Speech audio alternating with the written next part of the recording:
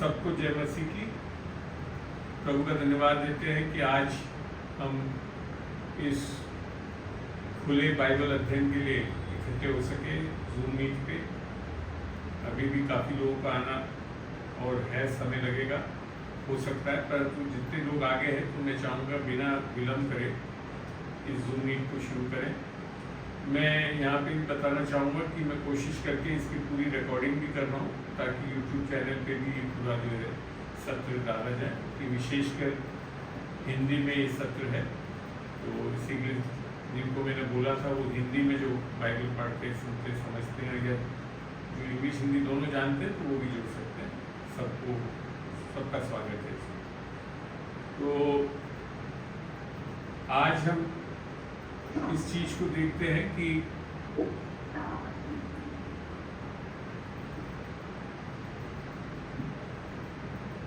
हमारे को ये देखना है कि आज जो सवाल दिए गए थे लोगों के द्वारा उनके उत्तर वचन में से कैसे दें। और उसके पहले मैं आप लोग जितने भी जुड़ रहे हैं अपने माइक को म्यूट कर दें इमीडिएटली।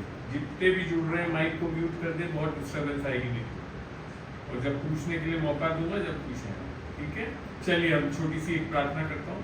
प्रभु तेरा धन्यवाद देता हूँ आज के दिन के लिए, इस समय के लिए। खुदावन विशेषकर पवित्र आत्मा हम तुझे आमंत्रित करते हैं, प्रकाशन की आत्मा है तू, और आज एक एक जन को खुदावन जब तू सिखाएगा, प्रकाशित करेगा इन बच्चों के उत्तरों से खुदावन, तो निस्संदेह खुदावन ये आगे इन क्षेत्रों में खुदावन कभी भी अज्ञानता में नहीं रहे खुदावन, और सत्य को जान के बिल्कुल एक संपूर्ण सत्य में चलने वाले हो सके खुदावन। धन्यवाद देता हूँ खुदावन इन बेटे बेटियों को, सबको खुदावन, इन गैजेट्स को सबको पवित्र लहू में ढांपता हूँ ताकि कोई शैतानी ताकत के कार्य नहीं कर सकती। हम जानते हैं क्योंकि शैतान हारा हुआ है खुदावन। तो धन्यवाद देते हैं इस समय के लिए खुदावन। जब हम आगे बढ़ते हैं खुदावन, तू अपनी आत्मा की अगुवाई में चला सिखा और खुदावन एक व्यवस्थित ढंग से इस चीज़ों को होने दे ताकि पूरे सत्र को हम रिकॉर्डिंग करके यूट्यूब पे भी डाल सके ताकि आगे भी लोगों को बहुत बहुत फायदा मिले। इससे यीशु के नाम से मांगता हूँ, आमीन आमीन। तो चलिए, तो आज जो जुड़ गए हैं, एक तो रेखा जी हैं, किरण है, रजत है, जितेंद्र है और सोना देवी है।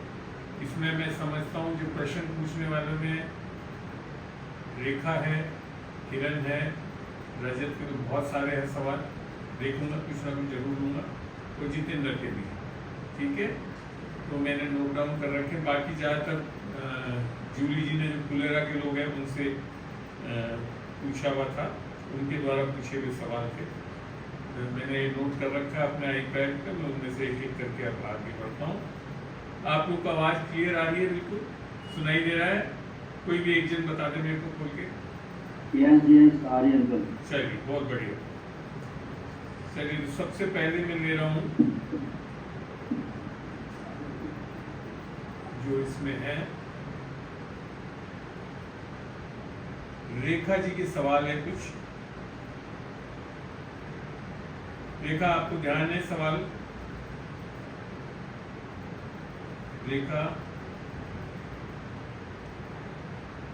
रेखा आपको खोले माइक को बताया मेरे को, अनम्यूट करके बोले। रेखा आप बैठी हुई हैं? नहीं है तो फिर मैं इस सवाल को छोड़ देता हूँ और मैं चल रहा हूँ सीधा पूछे हुए यहाँ पे हैं उनके सवाल का जवाब।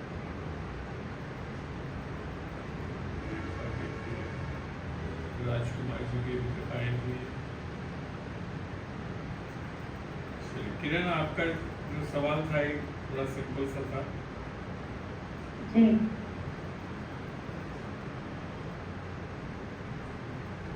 ध्यान है आपको? क्या था जरा सा बोले आप तो अच्छा लगेगा मुझे। जोर से बोलना ताकि रिकॉर्डिंग। हाँ बोले। मेरा सवाल था, क्या हम संडे को या अन्य कहीं भी संगति करें, प्रेसिंग करें, आराधना करें, तो क्या लास्ट समय में हमें हे हमारे पिता तू जो स्वर्ग में है, तेरा नाम पवित्र माना जाए, तेरा राज्य आए, ये प्रार्थना करना क्या जरूरी है या करना भी चाहिए या नहीं भी करना चाहिए? अच्छा, तो मैं इस पे बताना चाहूँगा कि पिता, ये परमेश्वर यीशु मसीह ने अपने चेलों को जब प्रार्थना करना सिखाया, ये मत्ती 6 में पाया जाता है, वहाँ पे आप इस पूरी चीज को देख सकते हैं। तो आपको ध्यान हो तो ये प्रार्थना जो है,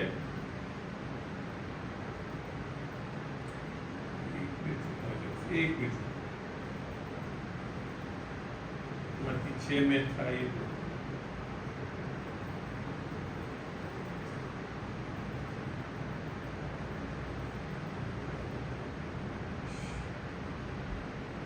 कहाँ गया क्वेश्चन लिखा मैंने, डाला था इसमें। तो यहाँ पे आपको ध्यान है कि ये प्रार्थना जो थी, इसमें अंत जो है वो यीशु मसीह के नाम से नहीं मांगते हैं, तो खत्म हो जाता है। आपके माइक्स बंद करिए। किरण आपके यहाँ पे ऑन है कि बंद करिए।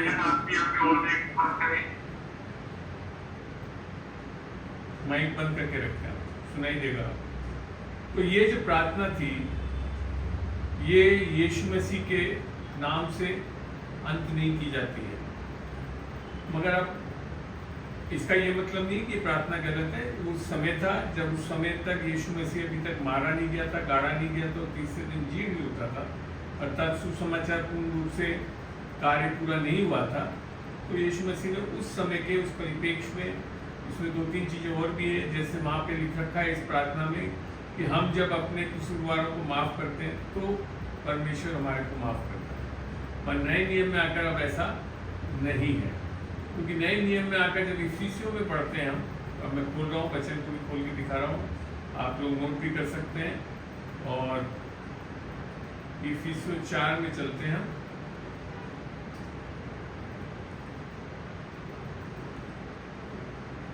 तो आपको ध्यान है, जब ये प्रार्थना है उसमें तो यही लिखा है, जब हम अपने कसूरवारों को माफ करते हैं तो परमेश्वर हमारे कसूरों को माफ करता है, अर्थात हमारी को माफ करता है। मगर जब इफिसियों 4 का 31 पढ़ते हैं तो यहाँ यूँ लिख रखा है, सब प्रकार की कड़वाहट और प्रकोप और क्रोध और कलह और निंदा सब वैरभाव समेत तुमसे दूर की जाए, एक दूसरे पर कृपालु और करुणामय हो, और जैसे परमेश्वर ने मसीह में तुम्हारे अपराध क्षमा किए, करेगा नहीं, किए हैं, कर चुका है, वैसे ही तुम भी एक दूसरे के अपराध क्षमा करो। तो ये बहुत चीज बदल गई है नए नियम में आकर, क्योंकि अब क्रूस का कार्य पूरा हो गया है और परमेश्वर यीशु मसीह ने हमारे पापों की माफी ले ली है, दिलवा दी है परमेश्वर से। इसके लिए आज हम जब माफ करते हैं तब परमेश्वर माफ नहीं कर रहा है, परमेश्वर हमारे को पहले से ही सारे पापों को माफ कर चुका है। अब दूसरा चलते हैं हम यूहन्ना में। तो एक चीज मैंने जैसे बताया ना आपको, यहाँ पे ये चीज समझ में आती है कि अब यूहन्ना 14 का 13 देख कर जा रहा हूं मैं आपको।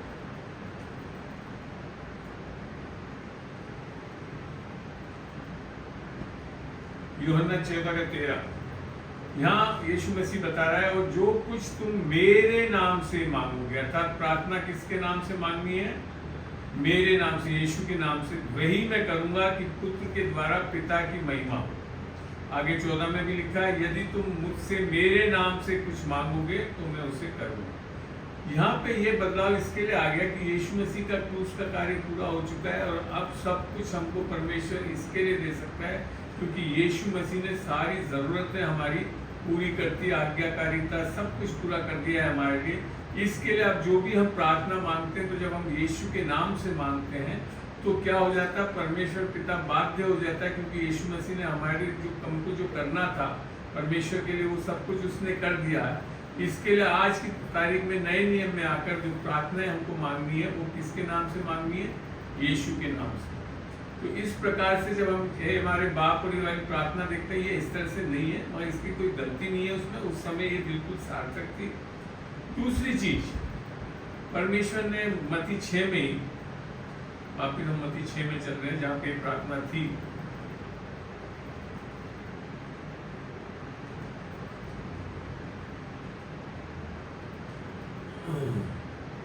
मत्ती 6, ये है ना पूरी प्रार्थना यहाँ पे है, 6 से होगी शायद, मत्ती 6।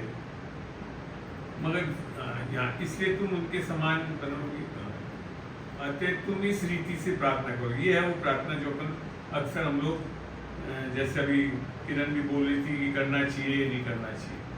तो इसके पहले एक दो चीजें प्रार्थना के बारे में परमेश्वर यीशु मसीह ने बताया। उन्होंने कहा प्रार्थना करते समय अन्य जातियों के समान बक बक ना करो, क्योंकि वे समझते हैं कि उनके बार बार बोलने से उनकी सुनी जाएगी। अब आप इसको ध्यान देंगे तो ये एक प्रार्थना है जो एक सैंपल के रूप में दी गई थी। ये एक ढांचा था प्रार्थना का। इस तरह से इन चीजों को सम्मिलित करते हुए प्रार्थना करना चाहिए हमको, मगर हम उसको रटी रटाई बनाकर उसको बोलने लगते हैं तो उसका कोई महत्व फिर नहीं रहता। ठीक है ना। अक्सर हमने देखा है लोगों ने इसको रट लिया है और उसमें क्या लिखा है ये भी नहीं समझते। इसके लिए तुम उसके समान ना बनो, क्योंकि तुम्हारा पिता तुम्हारे मांगे से। तो यहाँ पे ये बात भी बताई प्रार्थना करते हुए कि हमको जो रिपीटेटिव प्रेयर मतलब बार बार एक जैसी प्रार्थना करने की आवश्यकता नहीं है। तो अब आप जुडिशियसली डिसाइड कर लें। मैं ये नहीं कह रहा हूँ कि ये करने से बिल्कुल गलत है, कोई पाप लग जाएगा, ऐसा कुछ नहीं है। मगर महत्व कब होगा जब हम प्रार्थना आत्मा में होकर आत्मा से करें। तो सबसे बड़ी प्रार्थना जो है, सबसे अच्छी प्रार्थना जो है, जो परमेश्वर से सीधी बातचीत कर सकते हैं, वो है अन्य भाषा में प्रार्थना करना। तो किरण अब आपको समझ में आया या बाकी लोगों को भी समझ में आया कि जो हम हमारे बाप द्वारा जो प्रार्थना करते हैं, जो एक तरीके से हमने रिवाज बना लिया है कि कुछ भी चीज़ करें तो उस टाइम करें उसको, ऐसा कोई ज़रूरी नहीं है उसको करना। वो एक सैंपल था, बताया था उसने, मुख्य प्रार्थनाओं के बिंदु को बताया था कि हमको सबसे पहले पिता की महिमा करनी चाहिए। क्या कह रहे हैं आप? आवाज नहीं आ रही मेरी? हेलो, बीच में आधी रुक जाती है, आधी रुक जाती है। एक मिनट, आपको नेटवर्क इशू है भैया? बराबर आ रही है आवाज उधर सबको आ रही है, आपके नेटवर्क की इशू हो सकती है। थोड़ा सा आप आगे पीछे होकर बैठ जाइए, आएगी। ठीक है रजत, क्योंकि बाकी लोग किसी को भी अगर बीच में आवाज नहीं आ रही तो निस्संदेह आप माइक को ऑन करके मेरे को बताएं, और किसी को भी नहीं सुनाई दे रहा। अच्छा करा रजत तुमने बताया, मगर ये आपके वहाँ की नेटवर्क कनेक्टिविटी की प्रॉब्लम है। ठीक है, तो यहाँ समझ में आया आप लोगों को कि प्रार्थना को जो है हमको इस तरह से नहीं करना है कि एक रटी रटाई प्रार्थना करनी, आत्मा में होकर क्या जरूरत है। प्रार्थना को बड़ा स्पेसिफिक होना चाहिए कि हम क्या करना चाहते हैं। ठीक है ना। ये उसी तरह से कि हम जाकर एक पंसेरी की दुकान में ये नहीं बोल देते खाने की चीजें निकाल देते, हम स्पेसिफिकली बोलते हैं 1 किलो मूंग की दाल देना, आटा देना, तिल्ली का तेल देना, ऐसे। तो प्रार्थना भी जब हम परमेश्वर से कुछ मांगते भी हैं तो वो बड़ा स्पेसिफिक होना चाहिए, तब वो सही है। अन्यथा एक रीति रिवाज से हम कर रहे हैं। तो किरण अब समझ में आया, करोगे तो ऐसा कुछ नहीं है कि ये गलत है, मगर उससे बेहतर तरीका ये है कि हम स्पेसिफिक सही तरीके से प्रार्थना को करें। चलिए, अब और कौन कौन जुड़ गया है? अरे अनीता भी आ गई है, बहुत अच्छा लग रहा है मुझे। रेखा आप जुड़ी हैं, आप नहीं है ये बताएं मेरे को खोल के माइक। दिवास, रेखा,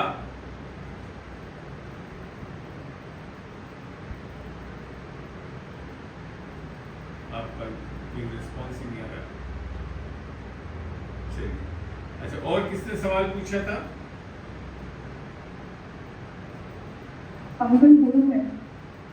जी कैलाश जी ने पूछा था एक सवाल मेरे को, जहाँ तक ध्यान आ रहा है। मैं एक मिनट वो भी खोल लेता हूँ।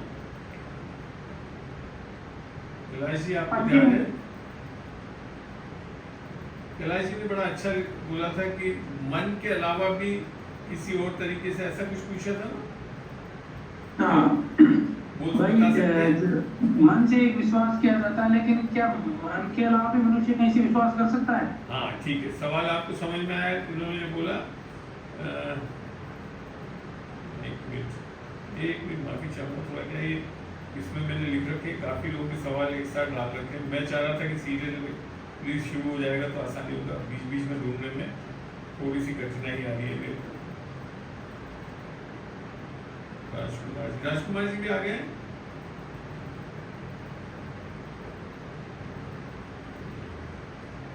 कैलाश जी का इनका सवाल ये है, क्या मनुष्य मन के अलावा और कहीं से भी विश्वास कर सकता है क्या?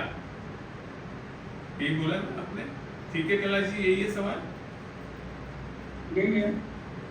एक्चुअली में हमको ये समझना चाहिए, बाइबल दो चीज की बताती है, और ये हिंदी बाइबल में अक्सर मन ही वर्णन कर रखा है, जबकि इंग्लिश बाइबल में हार्ट है, हृदय, और मन जो है वो बुद्धि, हमारी समझ वाली चीज को बोला गया।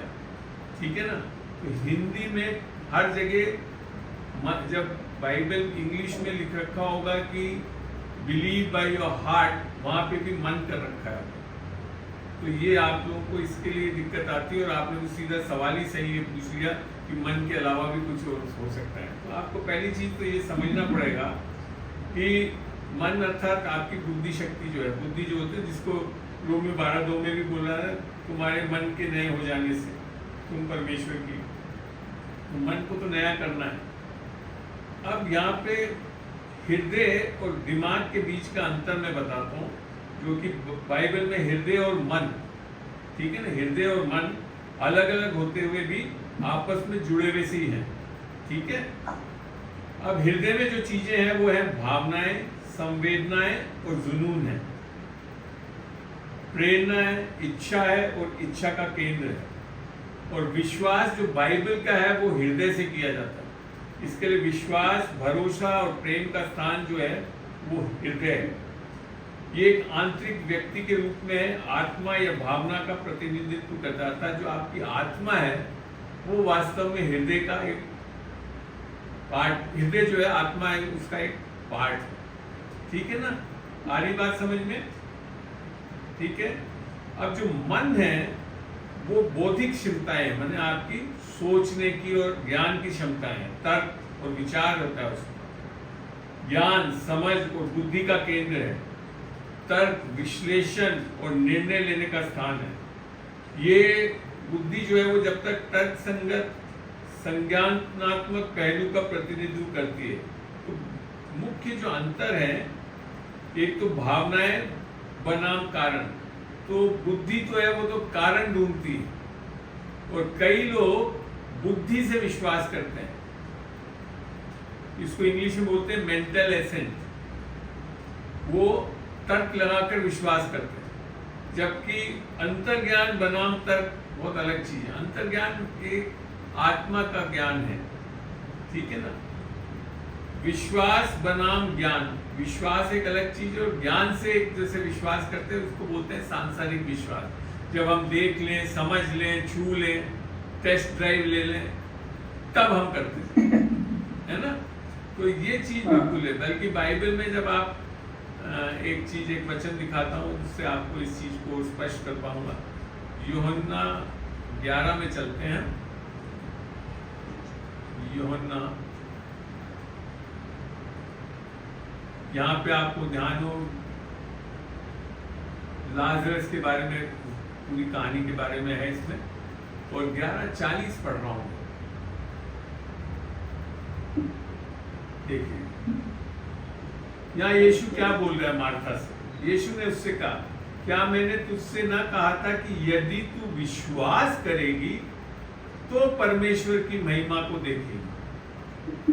मगर जो दिमागी विश्वास क्या है, जब हम महिमा को देखेंगे तो विश्वास करेंगे। समझ में आ रहा है कुछ अंतर? आधे से ज्यादा लोग यीशु मसीह के पास इसी तर्क से आते हैं, अच्छा यीशु मसीह कुछ करके दिखा दे तो हम विश्वास कर लेंगे। जबकि यीशु मसीह खुद स्वयं बोल रहा है, यदि तू विश्वास करेगा, अर्थात जो लिखा है, जो वचन बता रहा है, सुसमाचार पे विश्वास करेगा तो महिमा को देखेगा। उल्टा है, यह तर्क नहीं चलता, वो हृदय से किया जाता है। आई बात समझ में? कैलाश जी और बाकी लोगों को समझ में आ रहा है कैलाश जी? तो आप समझ में आया, विश्वास दो जगह से हो रहा है बाइबल के अनुसार। एक जो बाइबल का विश्वास कहाँ से होता है? हृदय से होता है, यहाँ। और सांसारिक विश्वास कहाँ होता है? इस बुद्धि से करते हैं। जो 5 योनियां है ना, उसका सारा सहारा लेकर हम सब। इसी के लिए कई लोग बोलते हैं ना, हाँ मैं यीशु मसीह में विश्वास। वो आधे से ज्यादा लोग किससे कर रहे हैं? इधर से, अभी तक हृदय से विश्वास नहीं किया, तो फिर उनके जीवन में कोई कार्य होता भी नजर नहीं आता। ये बहुत बड़ी चीज समझा रहा हूँ मैं आपको। ये सब समझ जाओगे तो कई चीजें का उत्तर आपको बड़े आसानी से मिल जाएगा। तो आप अगर इसको हृदय के बारे में देखोगे, आप वास्तव में कभी कभी इंग्लिश बाइबल भी साथ में पढ़ना, वहां सब जगह हृदय जो है हार्ट करके आया होगा, मगर जब हिंदी में पढ़ोगे तो मन ही लिख करके आएगा, ठीक है ना। तो जैसे नीति वचन 4 का तो 23 पढ़ के देखते हैं ये, क्योंकि मेरे पास यहाँ दोनों बाइबल खुलती है एक साथ, तब इसके लिए बड़ा आसान हो जाएगा आपको समझाने के लिए। नीति वचन समझ में आ रहा है लोगों को? अच्छा,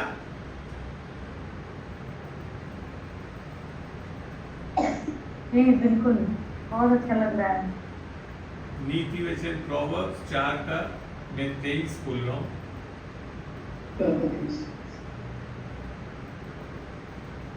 ये बोला 23। अब यहाँ के लिए सबसे अधिक हिंदी में क्या लिख दिया? अपने मन की रक्षा कर। और अंग्रेजी में क्या है? Keep thy heart not your mind. मन जो हिंदी का जो वर्ष है वो अंग्रेजी में बेसिकली माइंड है, मगर एक्चुअल वर्ष क्या है? हार्ट है, हृदय है। सबसे अधिक अपने हृदय की रक्षा कर, क्योंकि जीवन का मूल स्रोत वही है। क्योंकि अगर आप बाइबल को और भी देखोगे, यीशु मसीह ने भी बोला कि तुम्हारे हृदय से व्यभिचार, गंदे विचार, ये सब कहाँ से आते हैं? अंदर से, खाने पीने से नहीं आते, है ना। जैसे धर्म वाले सोचते हैं अच्छा गलत चीज खा लोगे तो गलत विचार आ जाएंगे, नहीं आते। क्योंकि अगर जब तक आपका उद्धार नहीं हुआ तो किस चीजों से भरे हुआ? गलत हृदय। आपका हृदय साफ नहीं है, इसके लिए क्या चीजें वहां से जो निकलता भी वो सब गलत गलत चीजें निकलती है, ठीक है ना। ऐसी जगह रोमियो 12 का 2 पढ़ के देखते हैं। रोमियो 12 का 2।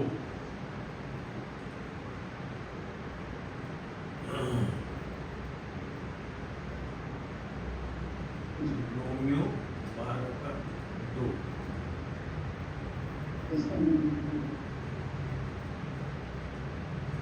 और इस संसार के सदृश न बनो, परंतु तुम्हारी बुद्धि के नए हो जाने से तुम्हारा चाल चलन भी बदलता जाए।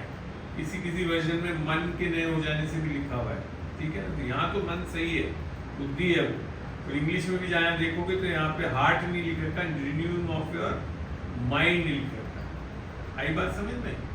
तो बुद्धि को, मन को नया करना जरूरी है। यहाँ तक कि दाऊद भी बार बार बोलता है ना, मन को समझाता है, ए मेरे मन। तो वो आपके हाथ में मन को किस तरह से आप चलाना चाहते हैं। मगर जब आपके ऊपर मन हावी हो जाता है आपसे, तब फिर हम गलत चीजों में भी फंस सकते हैं। तो मन को हमारे ऊपर हावी नहीं होना चाहिए, हम मन के ऊपर हावी रहना चाहिए। और वो किससे होता है? हृदय से होता है, विश्वास से होता है, ठीक है। तो आशा करता हूँ ये चीजें आपको कैलाश जी में समझा पाया। क्या और कुछ पूछना है इसमें आपको? मेरे को जिससे रोमियो 10 का 9 है। किसका? अपना रोमियो 10 का 9। रोमियो 10 का 9 खोल लूं पहले एक बार। हाँ खोल लेते हैं। अब उसमें आपको एक मिनट पहले खोल लो आराम से, तसल्ली से धीरे धीरे चले तो अच्छा लगेगा। रोमियो 10 का 9। हाँ बिल्कुल, अब बोले, खुल गया। हाँ बोले आप। अब इसमें अपने मन से विश्वास करें। हाँ यहाँ मन से लिख रखा ना, मगर अंग्रेजी में देखो क्या लिख रखा है? हार्ट। मैंने बताया था ना, ये हिंदी वर्जन में एक गलत, मैंने जो भी बोलूं सही तात्पर्य है हृदय से, हार्ट है वो। आपके दिमाग से नहीं विश्वास किया जाना। आई बात समझ में? अब हिंदी बाइबल पढ़ते हैं तो हिंदी के हिसाब से लोग मन से विश्वास करते हैं। हम इसी के लिए तो आपको मेरे जैसे शिक्षक रख रखे हैं आपके ऊपर सिखाने के लिए। आई बात समझ में? इसी के लिए मैं जो हमेशा आप लोगों को बोलता हूँ, जब तक आप अलग अलग वर्जन्स, कंकॉर्डेंस और ये चीजें नहीं पढ़ोगे, शुरुआत करनी चाहिए। और बाइबल तो वही रखो, मगर उसमें कहीं पे जैसे इस प्रकार के ट्रांसलेशन के कारण त्रुटियां आई भी हैं, उनको समझना भी बहुत जरूरी है। मैंने इसी के लिए बोला ना, आप मेरे से सोचते हो ना मैं इतने आराम से वचन क्यों, मैंने कम से कम भी नहीं तो 8-9 वर्जन बाइबल के पढ़ रखे हैं। इंग्लिश में भी कई जगह गलतियां हैं ट्रांसलेशन में। तो ये चीज है, इसके लिए स्टडी करना जो है ना, खाली एक बाइबल पढ़ लेने से सब कुछ नहीं आ जाता। प्रकाशन जब आप उसको स्टडी करेंगे, आत्मा से पूछेंगे, तब समझ में आएगा। ठीक है। और इसके लिए बाइबल में लिख रखा है, इफ्सियों में किसी को अपोस्टल, किसी को नबी, किसी को ऐसे शिक्षक बना रखा है।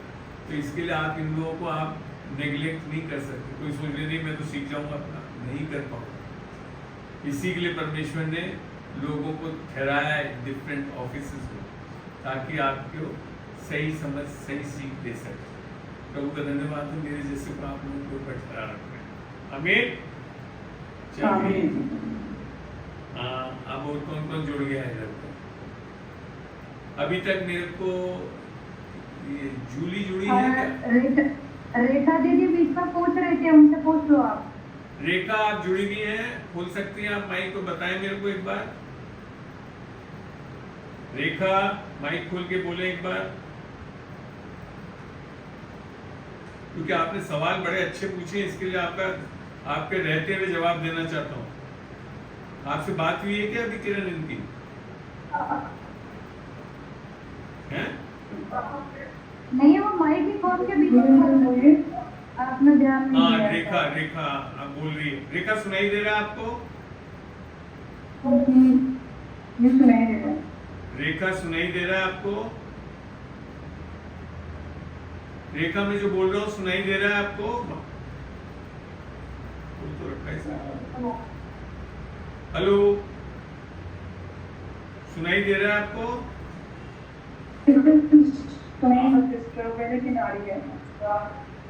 हाँ, मगर सुनाई देता है कि नहीं दे रहा है मेरी आवाज?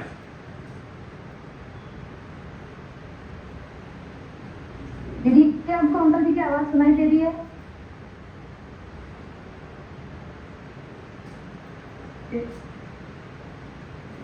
फिर वो मैं बोलूंगा तो आपको समझ में नहीं आएगा ना। आपने सब प्रश्न तो बहुत अच्छे, यानी मैं ऐसा इसके प्रश्न ले ही लेता हूँ ताकि लोगों के लिए बहुत अच्छा रहेगा। ये राजकुमार जी भी नहीं जुड़े ना अभी तक? ठीक है, रेखा के प्रश्न ले रहा हूँ मैं, अच्छे थे प्रश्न जो विश्वासी लोग अक्सर पूछते हैं। 2 मिनट दीजिए, मैं इसको शुरुआत से ले लूँ।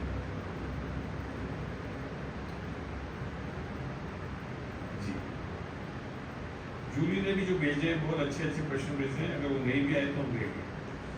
रेखा का एक प्रश्न था, परमेश्वर की मर्जी को समझना और उनकी मर्जी को पर चलना कैसे कर सकते हैं? समझ में आ रहा है?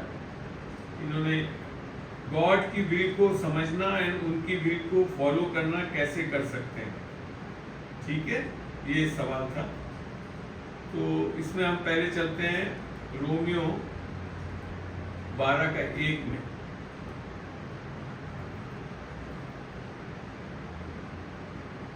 रोमियो 12:1 देखते हैं सबसे पहले। यहां यूं लिख रखा है, इसलिए हे भाइयों, मैं तुमसे परमेश्वर की दया स्मरण दिलाकर विनती करता हूं कि अपने शरीरों को जीवे। देखो, आत्मा की बात नहीं बोल रहा है यहाँ पे, अपने शरीरों। एक तो हम आत्मिक तो कब हो जाते हैं जब हम यीशु मसीह को अपना प्रभु और उद्धारकर्ता जानकर ग्रहण करते हैं, तो हमारी आत्मा बिल्कुल यीशु की आत्मा की तरह तब्दील हो जाती है, नया बना दिया जाता है, नया जन्म होता है। हमारे शरीरों के लिए लिखा, अपने शरीरों को जीवित और पवित्र और परमेश्वर को भावता हुआ बलिदान करके चढ़ाओ, यही तुम्हारी आत्मिक सेवा है।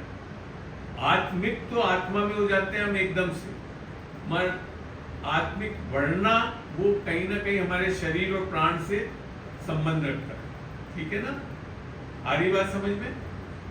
आत्मिक तो हम कब हो जाते हैं जब हम यीशु मसीह को सुसमाचार पर विश्वास करते हैं, अंगीकार करते हैं, तो हमारे अंदर प्रभु की आत्मा आकर बसावट करती है और हम आत्मिक हो जाते हैं, जैसा रोमियो 8:9 में बताया हुआ। अब बात कर रहा है ये आपकी शरीर और प्राण का जीवित होना। तो ये तो पहली चीज करना है। तो यहाँ लिखेगा तो परमेश्वर भावता और बलिदान करके चढ़ाओ, तो यही आत्मिक सेवा है। तो यहाँ एक चीज आप देखोगे, शरीर को जीवित और आपका। अब लोगों का क्या मानना है कि चढ़ाना, बलिदान चढ़ाना तो मैंने होता है बलि करना भी मारना, नहीं काट देना है। मारना होता है, मगर यहाँ लिखा जीवता पवित्र बलिदान, ये कैसे करोगे? इसके लिए चलते हैं हम, समझते हैं कि कैसे होता है। गलतियों में चलते हैं हम। बाइबल अंकल जी, रेखा दीदी ने कमेंट बॉक्स में कुछ लिखा है, आप पढ़ लेना उसको। हाँ देख लो, अभी मेरे को पढ़ने ये बोल रहे हो। गलतियों 2 में चल रहा हूं मैं, 2 का 20 देखते हैं, तब समझ में आएगा कि हम जीवित बलिदान कैसे चढ़ा सकते हैं। यहाँ एक पौलुस समझाता है, मैं मसीह के साथ क्रूस पर चढ़ाया गया हूं और अब मैं जीवित ना रहा, अर्थात बलिदान हो गया। फिर क्या लिखेगा, पर मसीह मुझ में जीवित है। तो जीवता बलिदान कब बनते हैं हम? जब मसीह हमारे अंदर जीवित होता है। और मैं शरीर में अब जो जीवित हूं लिख रहा है, मैंने अब मरा नहीं है शरीर में, वो जिंदा है, तो केवल उस विश्वास से जीवित होता। अब समझ में आया कि रोमियो में जो चीज बताई जा रही है वो कैसे हो रहा है। वही पौलुस वहां रोमियो को कैसे कह रहा है कि हमारे को जीवता व बलिदान कैसे बनते हैं हम? जब हमने अपना उद्धार पा लिया, यीशु मसीह को ग्रहण कर लिया, तब हमारा प्राण और शरीर जो है वो एक तरह से हम स्वयं तो मर चुके हैं, मगर हमारा शरीर और प्राण जीवित है और अब हम चढ़ा सकते हैं। और उसमें फिर जो बदलाव कब आएगा और भरपूर्ण रूप से, वो है 2 में। और इस संसार के सदृश्य ना बनो, क्योंकि जब तक हमने उद्धार नहीं पाया तो हम कहाँ पे किस चीजों से सीख रहे हैं? संसार की चीजों से सीख रहे हैं। मगर अब हमको संसार के सदृश्य ही नहीं बने रहना है। ये अब हमारा चुनाव है, हमको चुनना है। परंतु ये परमेश्वर अपना आप नहीं कर रहा है, हमको चुनना है। परंतु तुम्हारी बुद्धि के नए हो जाने से, बुद्धि कहाँ आती है? प्राण में, अर्थात हमारे प्राणों को नया करना है। जो आंटी हमेशा बोलती रहती है ना प्रार्थना के टाइम में, हमारे प्राणों को नया करें, प्राणों को नया। तो वो क्या है? वो हमारा बुद्धि नया हो जाने से फिर क्या चेंज आएगा आप में? तुम्हारा चाल चलन भी बदलता जाएगा, जिससे तुम परमेश्वर की भली, भावती और सिद्ध इच्छा अनुभव से मालूम करते। तो ये नहीं है कि एक सोच या समझ है। आप दिन प्रतिदिन जितना आप अपनी बुद्धि को नया करते जाएंगे वचन के अनुसार, तब आप परमेश्वर की भली और भावती और सिद्ध इच्छा अनुभव से मालूम करते हैं। तो ये एक सवाल बोला था ना कि कैसे हम जाने, आप बता रही थी कि इन्होंने कोई कमेंट करा है, देख लेता हूँ। हाँ, ये बोल रही है मैं, आपकी आवाज आ रही, तो मैं ठीक है, फाइन, अच्छी बात है, ठीक है ना। तो एक चीज तो समझ में आ गई कि कैसे जानेंगे। तो हमारे को पहले तो जीवता हुआ बलिदान कैसे बन रहा है? हमारा उद्धार होना, हमारा आत्मा बिल्कुल नया हो जाना, और आत्मा नया हो जाने से हम स्वयं तो मर गए, परंतु अब कौन जीवित हो गया हमारे अंदर? यीशु मसीह। अब हम यीशु मसीह की आत्मा से चलाए चल सकते हैं। इसके लिए अब हम जितना अपने प्राण को, अर्थात दिमाग को नया करते जाएंगे, तब हम परमेश्वर की भावती होगी। मैं बताऊँ, हिंदी में ये वर्ष बहुत अच्छा है, अंग्रेजी में भी इतना अच्छा नहीं है। हिंदी में बड़ा अच्छा लिख रखा है कि आप जो जीवित हो तो केवल उस विश्वास, ठीक है ना, और में परमेश्वर की भली और भावती और सिद्ध इच्छा अनुभव से मालूम करते हो। तो ये एक जैसे सवाल का जो कुछ पार्ट उत्तर ये है कि कैसे हम जान सकते हैं, इस तरह से। फिर देखते हैं दूसरा एक अच्छी तरीके से और ज्यादा अच्छी तरह से समझ सकते हैं, वो देखते हैं हम 1 कुरिन्थियों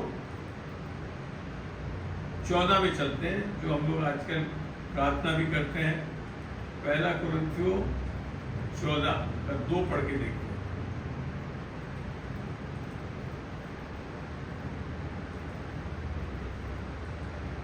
यहाँ क्या लिखा हुआ है, क्योंकि जो अन्य भाषा में, अर्थात अन्य भाषा में जब हम प्रार्थना करते हैं, बोलते हैं, क्योंकि जो अन्य भाषा में बातें करता है वह मनुष्य से नहीं परंतु परमेश्वर से बातें करता है, इसलिए कि उसकी बातें कोई नहीं समझता, चाहे समझ में नहीं आती है, मगर क्योंकि वे भेद की बातें आत्मा में होकर बोलता है और इसी प्रकार आत्मा में उसको भेद की बातें का प्रकाशन भी परमेश्वर देता है। तब आप परमेश्वर की भाव की और सिद्ध इच्छा को बड़े आसानी से समझो। एक और तरीका जो बहुत जरूरी है और करना चाहिए विश्वासियों को, कि आग का बपतिस्मा प्राप्त करके अन्य भाषा में प्रार्थना करें।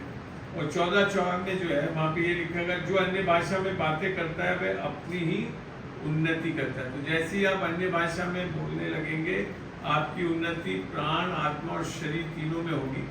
तब आप परमेश्वर की भली भांति और अच्छी इच्छा अनुभव से जान सकेंगे। तो रेखा यहाँ तक समझ में आया? ये जो आपने पूछा सवाल, आप खाली लिख के बता दीजिए कमेंट में, अगर बोल नहीं पा रही है तो अच्छा लगेगा मुझे जी। तो किरण देख लेना क्या कमेंट आ रहा है, बता देना मुझे। फिर इनका दूसरा सवाल था, यहाँ मैं आगे बढ़ूँ इसमें रेखा? ठीक है, चलिए आगे बढ़ते हैं। दूसरा, हेलो, हाँ बोले।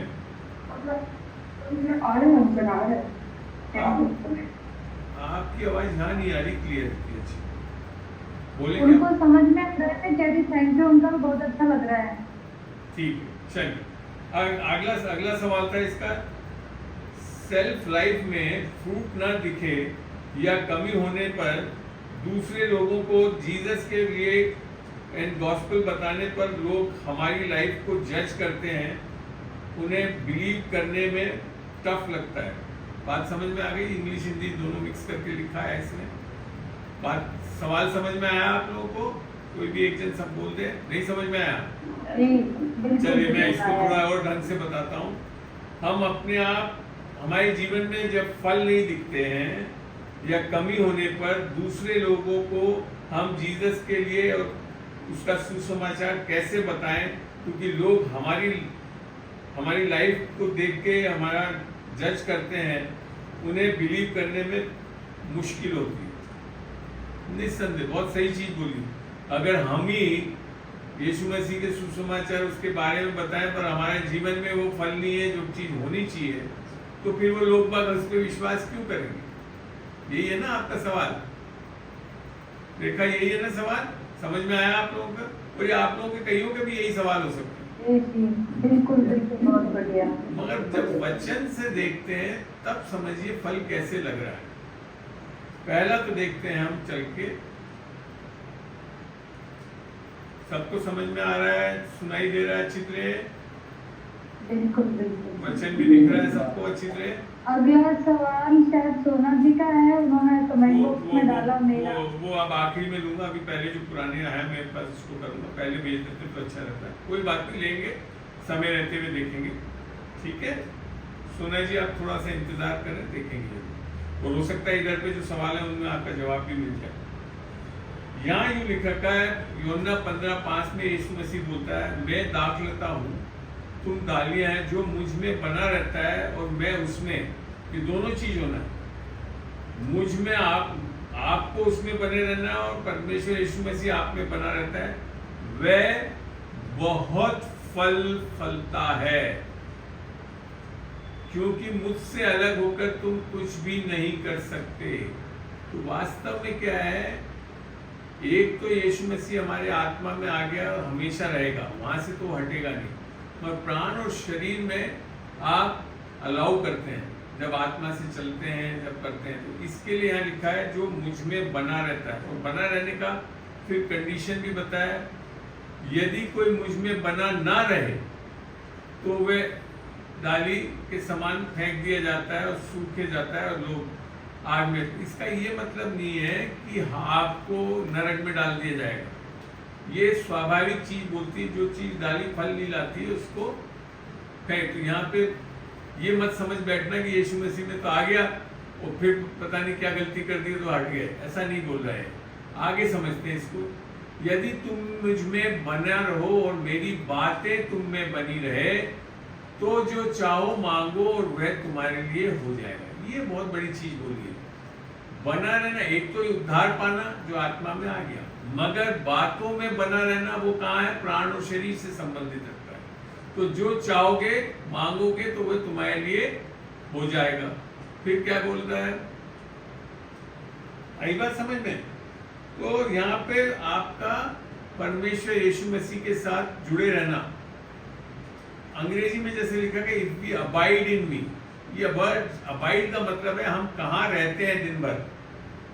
जैसे हम अपने घर में ज्यादातर समय रहते हैं, that is the place of abiding. ऐसे ही हम जब यीशु मसीह में बने रहने का मतलब हम कितना समय मसीह के साथ बिताते हैं। लोग क्या सोचते हैं, बस सुबह 1 घंटा बाइबल पढ़ लिया हो गया, बाकी दिन भर तो हम अपना करते रहे, फिर फल नहीं आएगा। आप अगर मेरे को देखोगे, मैं दिन भर चाहे कुछ भी करूं, मगर मेरा मन और सब चीज किस पे आधारित है? वचन पे, क्योंकि उसने बातों में मतलब वचन में। तो हम कितनी काम को वचन के आधार पे करते हैं, तब हम बने रहते हैं यीशु से, तब हम फल लाते हैं। ठीक है ना? आई बात समझ में? अब और जगह से भी मैं दिखाता हूं आपको। चलते हैं अब हम कैसा ये जीवन हमारा ऐसे चलेगा। हम चलते हैं रोमियो 6 में। रोमियो 6 खोल रहा हूं, 6 का मैं आप 1 से पढ़ रहा हूं। तो हम क्या कहें? क्या हम पाप करते रहे कि अनुग्रह बह हो? तो कदापि नहीं। अब समझा रहा है पौलुस, हम जब पाप के लिए मर गए तो फिर आगे को उसमें कैसे जीवन बिताएं? इसको अभी हम धीरे धीरे चलेंगे और आखिरी में कंक्लूड होगा जब आपको पूरी बात समझ में आएगी। हमने अभी देखा है पौलुस बोलता मैं यीशु के साथ क्रूस पे चढ़ा दिया। तो हमारा जो पापमय शरीर था, जो स्वभाव है, वो मर गया है।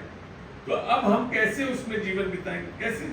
आपको पता है, अगर एक दारूकड़ हो जो ठीक शाम को 6 बजे जाकर दारू पीता हो, अगर वो मर जाए तो लेटा दो और उसके चारों तरफ दारू रख दो, क्या पी सकेगा? वो नहीं पी सकता। तो ये चीज है समझने की कि हम जब यीशु मसीह के साथ मारे गए, गाड़े गए, तो हम अब वो हमारा पूरा पापी स्वभाव मर चुका है। तो हम उसमें कैसे जीवन बिताएं? क्या तुम नहीं जानते कि हम सब जितने ने मसीह यीशु का बपतिस्मा लिया तो उसकी मृत्यु का बपतिस्मा लिया? यही तो बोला पौलुस ने, मैं उसके साथ क्रूस पे टांगा गया, मैं नहीं जीवित रहा, मैं मर गया हूँ यीशु मसीह के साथ। और फिर बोलता है मैं अब यीशु मसीह मुझ में जीवित हूँ। तो इसलिए उस मृत्यु का बपतिस्मा पाने से हम उसके साथ गाड़े गए, ताकि जैसे मसीह पिता की महिमा के द्वारा मरे हुओं में से जिलाया गया, वैसे ही हम भी नए जीवन के अनुसार चाल चले। वैसे मैं आपको बता दूं, जब पौलुस ये बोल रहा है कि मैं यीशु मसीह के साथ क्रूस पे चढ़ा दिया गया, ना तो उस टाइम वहाँ खड़ा था जब यीशु मसीह का क्रूसिफिक्शन हो रहा था, ना कहीं था वो, पर तब भी क्या बोल रहा है? तो ये चीज एक समझने वाली बात है कि परमेश्वर का मसीह का क्रूस का कार्य जो है वो समय से बाहर है। समझ में आया? इसके लिए वो आज तक सार्थक है। तो आज हम जब पैदा भी नहीं हुए और फिर आज भी हम पैदा, तो हम वास्तव में कब मार दिए गए? जब यीशु मसीह क्रूस पे चला, क्योंकि वो समय से सीमित नहीं है। परमेश्वर समय से बाहर है। परमेश्वर के कई कार्य जो है वो समय से सीमित नहीं। तो ये है उसका मतलब कि यहाँ पे भी जब वो बोल रहा है, इसलिए उस मृत्यु का बपतिस्मा पाने से हम उसके साथ गाड़े गए, ताकि जैसे मसीह पिता की महिमा के द्वारा उसे मरे हुए में से जिलाया गया, वैसे ही जैसे जिलाया गया, कितना सामर्थ्य से जिलाया गया, तो वैसे ही हम भी नए जीवन के लिए, पुराने जीवन के लिए नहीं, नए जीवन के अनुसार चाल चले। तो आप जो बोल रहे हैं ना, फल कैसे नहीं लगेंगे? फल लगेंगे। नया जीवन के अनुसार हम चाल चलेंगे, क्योंकि यदि हम उसकी मृत्यु का समानता में उसके साथ जुड़ गए हैं, तो निश्चय उसकी जीवने की समानता में भी जुड़ गए जाएंगे। आई बात समझ में? तो फिर ये हमारे अंदर ये जो पाप आप करते रहना, ये फिर नहीं हो सकता। बाइबल ये बता रही है।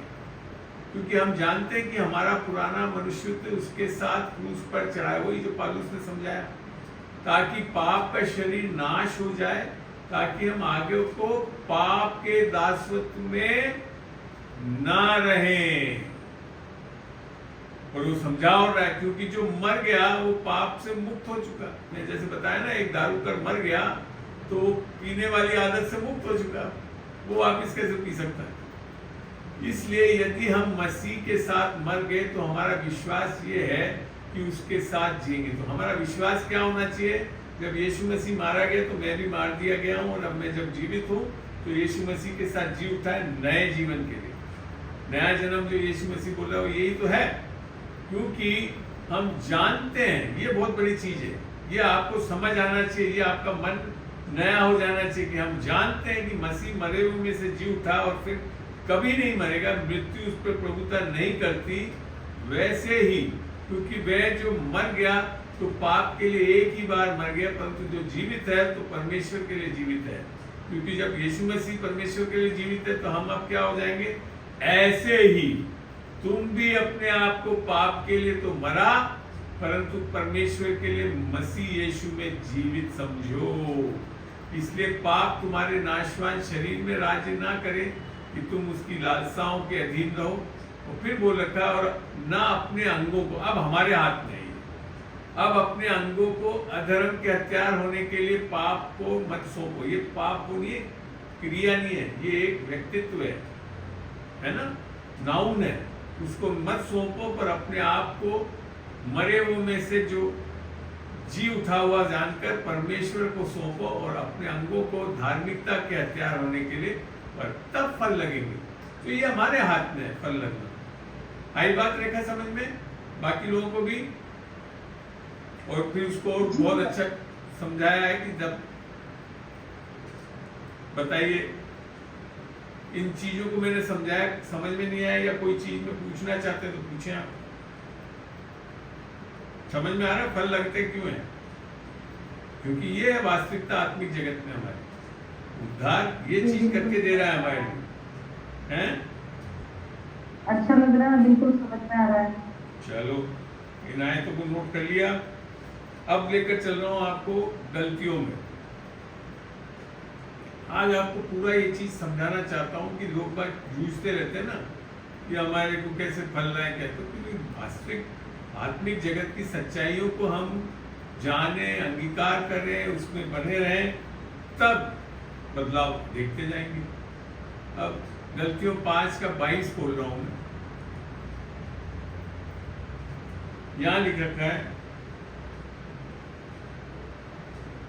22, और आत्मा का फल। आप फल की बात कर रहे हैं ना, आपको फल लगाना नहीं है, आपके अंदर फल ऑलरेडी अवेलेबल है। आत्मा का फल प्रेम, आनंद, शांति, धीरज और दया, भलाई, विश्वास, नम्रता और संयम है। ऐसे ऐसे कामों के विरोध में कोई व्यवस्था नहीं है। ठीक है ना? तो ये चीज हमको समझना है कि हमको फल लगाना नहीं है, हमारे फल लग चुका है अंदर। जब हमने यीशु मसीह को अपना उद्धारकर्ता प्रभु ग्रहण करा और उसकी आत्मा हमारे आत्मा में आए, तो उसके साथ ये सारे फल हमारे अंदर आ चुके हैं। अब एक चीज जो बोलता है, जो हमको समझना चाहिए 25 में, यदि हम आत्मा के द्वारा जीवित, ये अर्थात हमारा नया जन्म हो गया, तो आत्मा के अनुसार चलेगी। ये हमारे हाथ में है।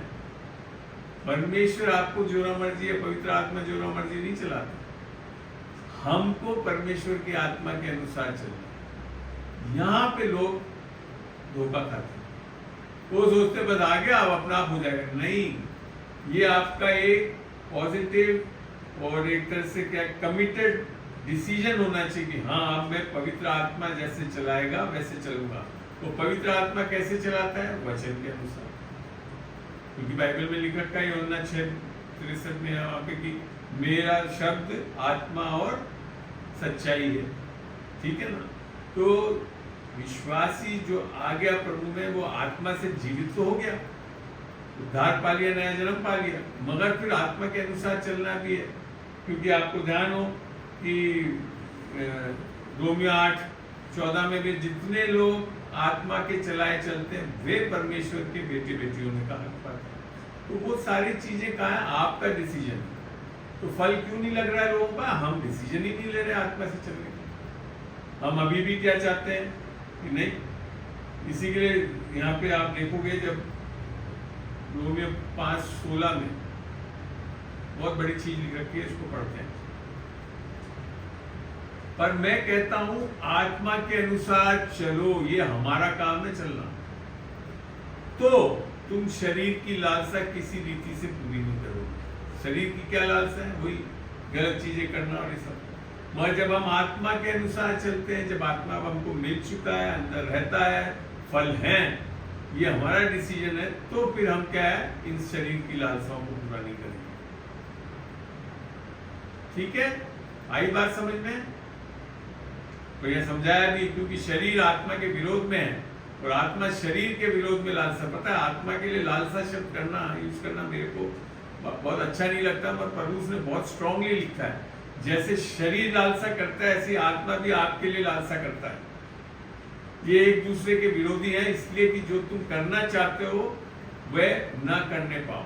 इसके लिए अब क्या है, करना कैसे, हमको अपने हमारे अंगों को परमेश्वर के हाथ में देना है, धार्मिकता के, ये जो अभी सीखा हमने।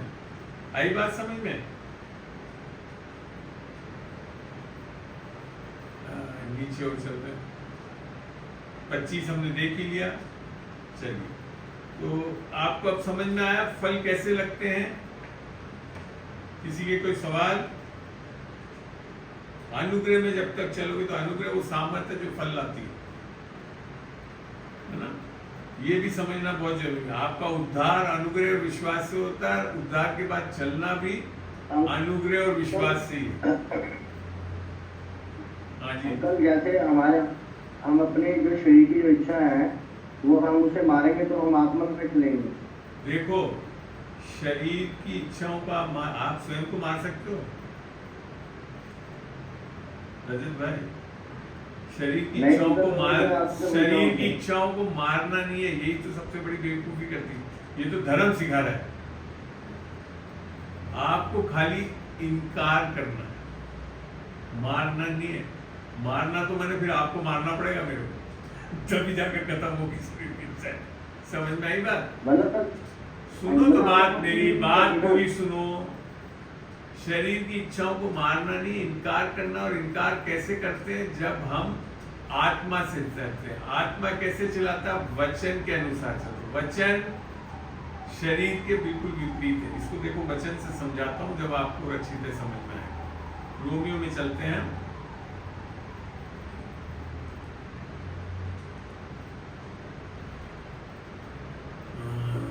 दिखाना चाह रहा था मैं, भूल रहा हूं एकदम से। एक तो यहाँ पे है ये गलतियों में, हम आत्मा के द्वारा जीवित है तो आत्मा के अनुसार चले भी, ठीक है ना। वो जो चीज मैं बताना चाह रहा हूँ इसमें,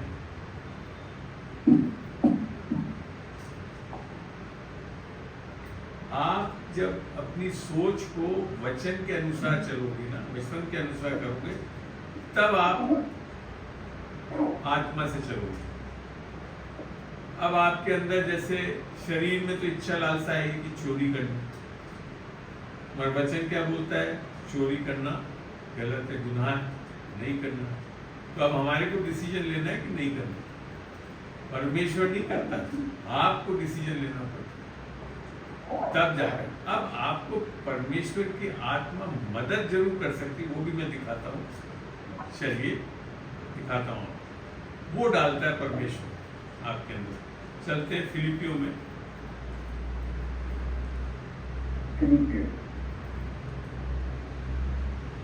फिलिपियों का 2 पढ़ रहा हूँ मैं, 2:12।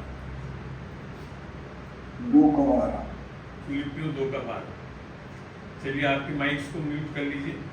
यहाँ लिख रखा है, इसलिए है मेरे प्रियो, जिस प्रकार तुम सदा से आज्ञा मानते आए हो, वैसे ही अब भी न केवल मेरे साथ रहते हुए, पर विशेष करके अब मेरे दूर रहने पर भी डरते और कांपते हुए अपने अपने उद्धार का कार्य पूरा करते जाओ। उद्धार पाने के लिए नहीं कर रहे हैं, उद्धार हमारे अंदर आ गए तो उद्धार के उसके कारण कुछ कार्य उत्पन्न होते हैं। उसको पूरा करना है। वो कैसे उत्पन्न होते हैं वो भी दिखाता है परमेश्वर का वचन, क्योंकि परमेश्वर ही है जिसने अपनी स्व इच्छा निमित्त तुम्हारे मन में इच्छा और काम दोनों बातों को करने का प्रभाव डालता है, करा नहीं देता है वो। जैसे हमने देखा ना, पवित्र आत्मा बोलने की सामर्थ्य देता है, बोलना हमको पड़ता है अन्य भाषा। ऐसे ही परमेश्वर, और वो कब इच्छा और बात प्रभाव डाल सकता है, जब आप वचन में बने रहो। आई बात समझ में? तो आपको अपने आपको मारने की जरूरत नहीं है किसी के अपने आप को, वो कभी हो भी नहीं सकता। वो तो जब मरोगे फिजिकली, जब ही मरोगे। वो जो मैं बताना चाह रहा था एक जो वचन, वो रोमियो में दिखाता हूँ।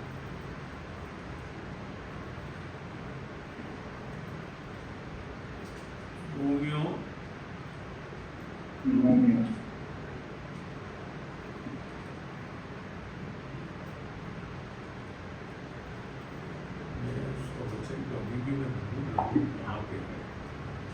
चल, मेरे जब ध्यान आ जाएगा मैं बता दूंगा। चल, तो आप समझ में आया रजत जी?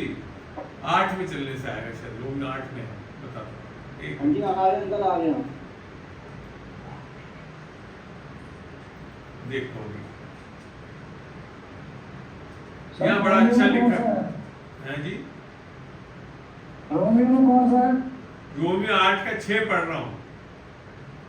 यहाँ बोल रहा है, शरीर पर मन लगाना तो मृत्यु है, परंतु आत्मा पर मन लगाना जीवन और शांति है। बात समझ? मैंने हमारी बुद्धि का, हमारे मन का नया हो जाने का क्या मतलब है? ये आपका माइक बंद कर दीजिए साहब, बीच में बोल रहे हो, अच्छा नहीं, सब रुक जाता है।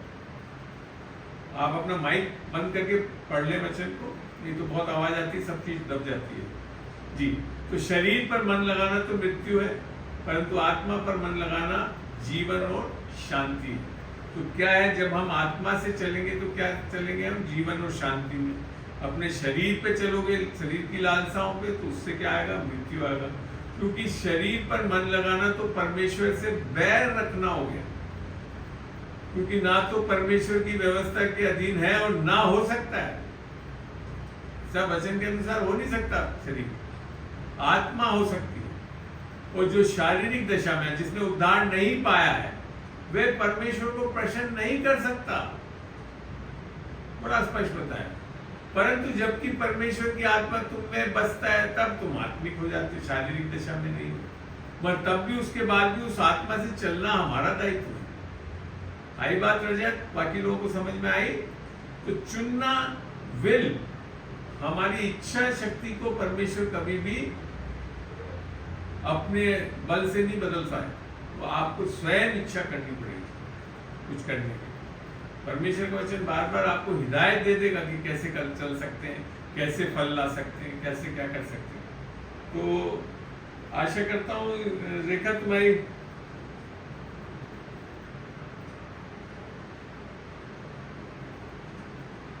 तो मैं आशा करता हूँ रेखा तुम्हारे जो सवाल थे उसका उत्तर आपको मिला इधर पे। या तो आप लिख के बोल दीजिए या बता दीजिए एक बार खोल के माइक। रेखा, आगे बढ़ते हैं। और कौन कौन जुड़ गया है?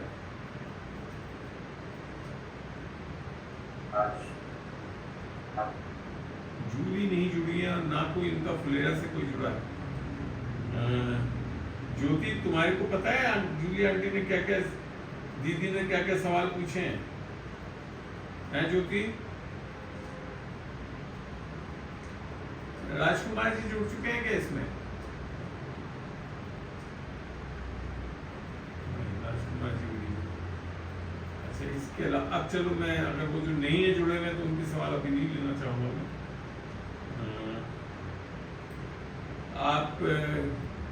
आपने मेरे से बोला ना, एक सवाल पूछा है राजकुमार भी नहीं है। सोना देवी जी ने, हैं?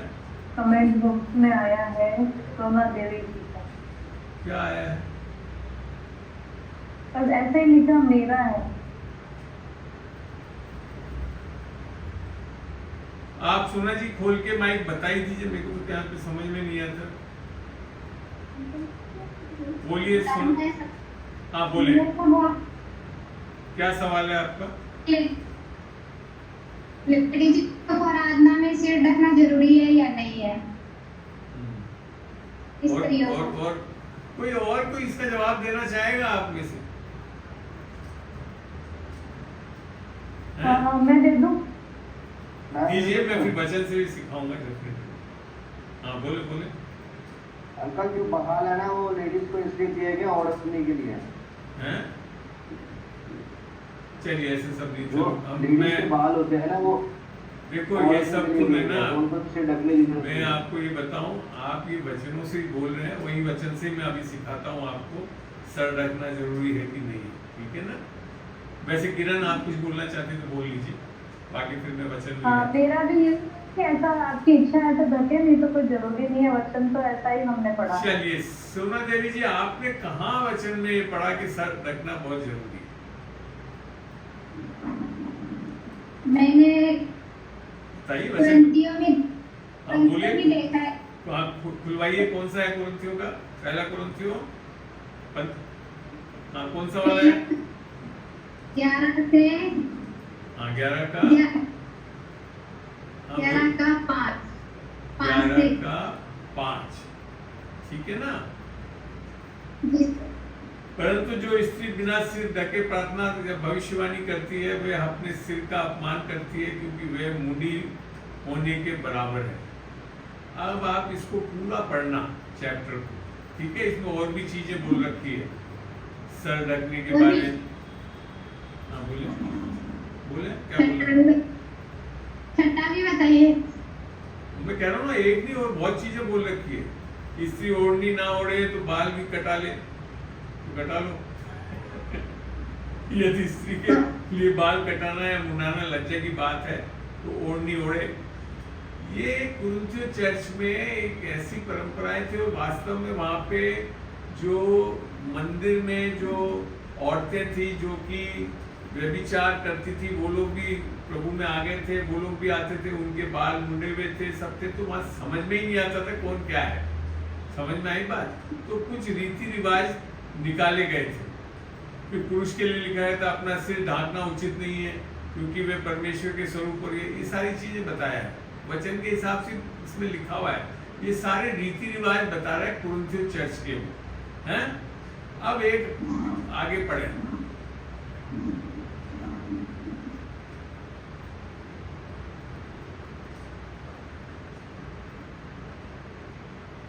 मंजू दीदी का भी एक सवाल है। एक मिनट बीच में नहीं, जब तक सिखा रहे हैं जब तक। अब मैं आपको जब ये पूरा चैप्टर पढ़ने के बाद पौलुस क्या बोलते हैं,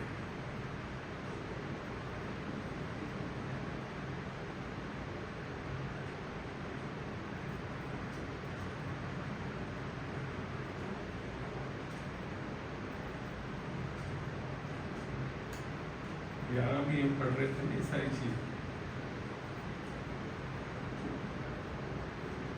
तो यहाँ पे एक जगह में,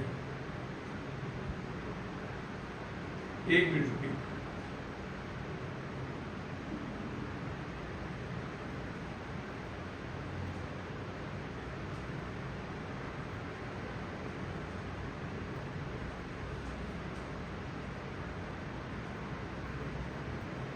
हाँ, वैसे इसी में है, मैं उसको निकाल नहीं पा रहा हूँ। अंकल 15 है इसी का, 11 का 15। 15 में क्या है बेटा? वो ये ना कि रीति रिवाज है। परंतु ये स्त्री लंबे बाल रखी तो इसके लिए नहीं बेटा, ये नहीं। पौलुस यहाँ बोलता है ये सब जो रीति रिवाज है, ये कोई नियम कायदे हमने नहीं दिए, ऐसा लिखा हुआ है इसमें। मैं भूल रहा हूँ, इसी में ही है, इसी वचन में। कोई वाद विवाद ना करते रहो, इसमें ये लिखा है।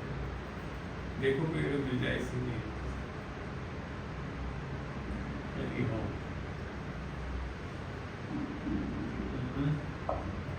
कोई ढूंढ पाया इसी में आएगा एक, अगर ये वाद विवाद का विषय नहीं बनाए इसमें।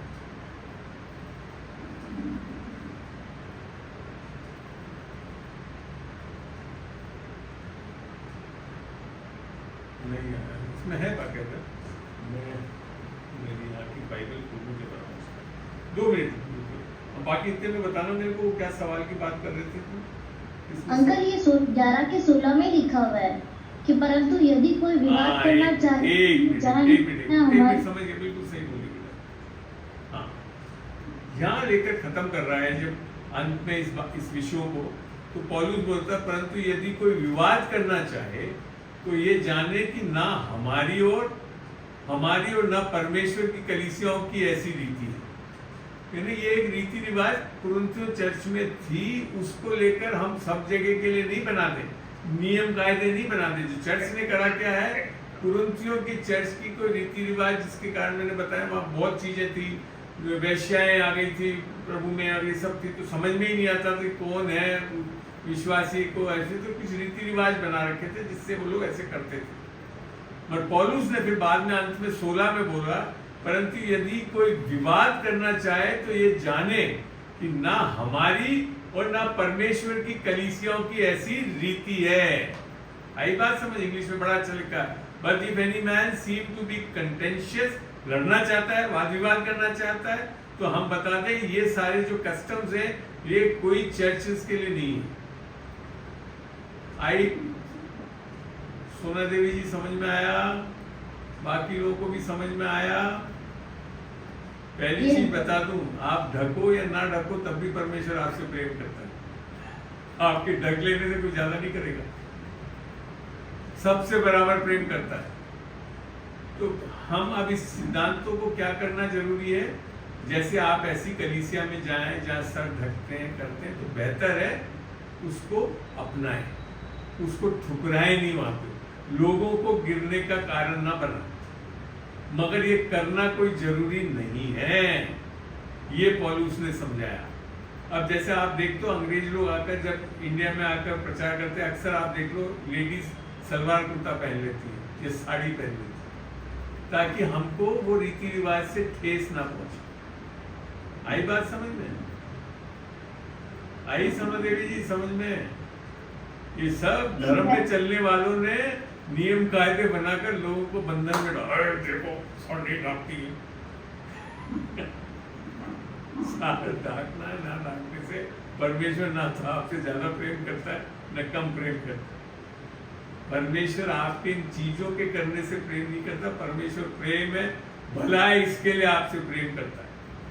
हाँ, मगर मैंने जैसे बताया, जैसे रीति रिवाजों के कारण जिस रीति रिवाज से कलीसियाएं मिलती है, अब जैसे कईयों के यहाँ पे चप्पल खोल के चर्च में जाते हैं, आदर के साथ करना चाहिए, हमको रिस्पेक्ट करना चाहिए। पौलुस ने कई जगह बोला अगर मेरे मीट खाने से किसी को ठेस लगे तो मैं नहीं खाऊंगा, है ना?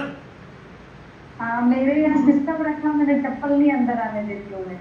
हाँ, बना लिया आपने, मगर बाइबल कहीं ऐसा नहीं है। आज एक सवाल भी है, हाँ, जूली ने पूछा, मत जूली नहीं है तो मैं इसके लिए अभी उसका जवाब नहीं दूँ, ठीक है ना? तो आई बात समझ में यहाँ तक? अभी और किसी का सवाल आप में से? मंजू दीदी का है। हाँ, मंजू का क्या सवाल है पता है? हाँ, एक तो उन्होंने लिखा शरीर पर मन लगाना को समझाए, शरीर पर मन लगाना क्या है ये समझाए। दूसरा उनका सवाल है साथ ही क्या विश्वासी को पानी का बपतिस्मा लेना अनिवार्य है?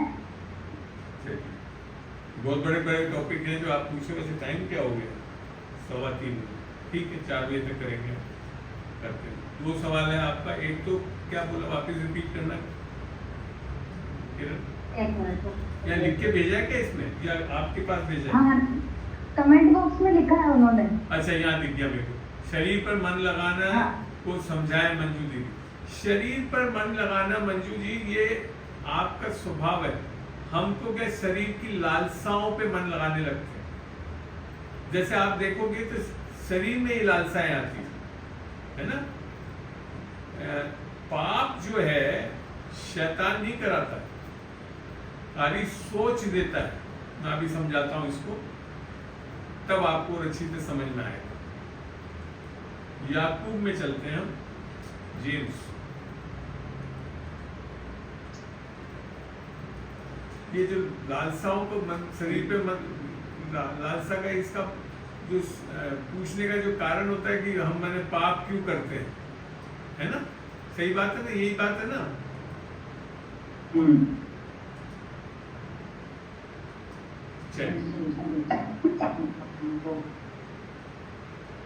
ये याकूब 1:13 पढ़ रहा हूं। जब किसी की परीक्षा हो, अर्थात जब परीक्षा हो रही है, तो वो ये ना कहे कि मेरी परीक्षा परमेश्वर की ओर से होती है, क्योंकि ना तो बुरी बातों से परमेश्वर की परीक्षा हो सकती है और ना वे किसी की परीक्षा आप करता है। तो अक्सर मैंने बोला परमेश्वर हमको परीक्षा में डाल रहा है, बुरी चीजों और बीमारी में डाल रहा है। फिर बुरे बीमारी क्या है? बुरी चीज है। तो परमेश्वर ऐसी चीजों से आपकी परीक्षा नहीं लेता है, पहली चीज समझो। वचन ये बता रहा है। ये समझ इसके लिए आती कि पुराने नियम में परमेश्वर ने लोगों के ऊपर बीमारियां भी डाली थी, पर आज नहीं डालता है, ठीक है ना, क्योंकि नए नियम में आकर वचन बड़ा स्पष्ट कर रहा है। क्योंकि आज बीमारियों के कारण, जैसे प्रेरितों में 10:38 में लिखा करना, परमेश्वर ने यीशु नासरी को ऐसा अभिषेकित करा कि वह जाकर शैतान के सताए हुए लोगों को चंगा करता था। तो कौन कर रहा है? शैतान सता रहा है। तो परीक्षा कौन कर रहा है? शैतान कर रहा है।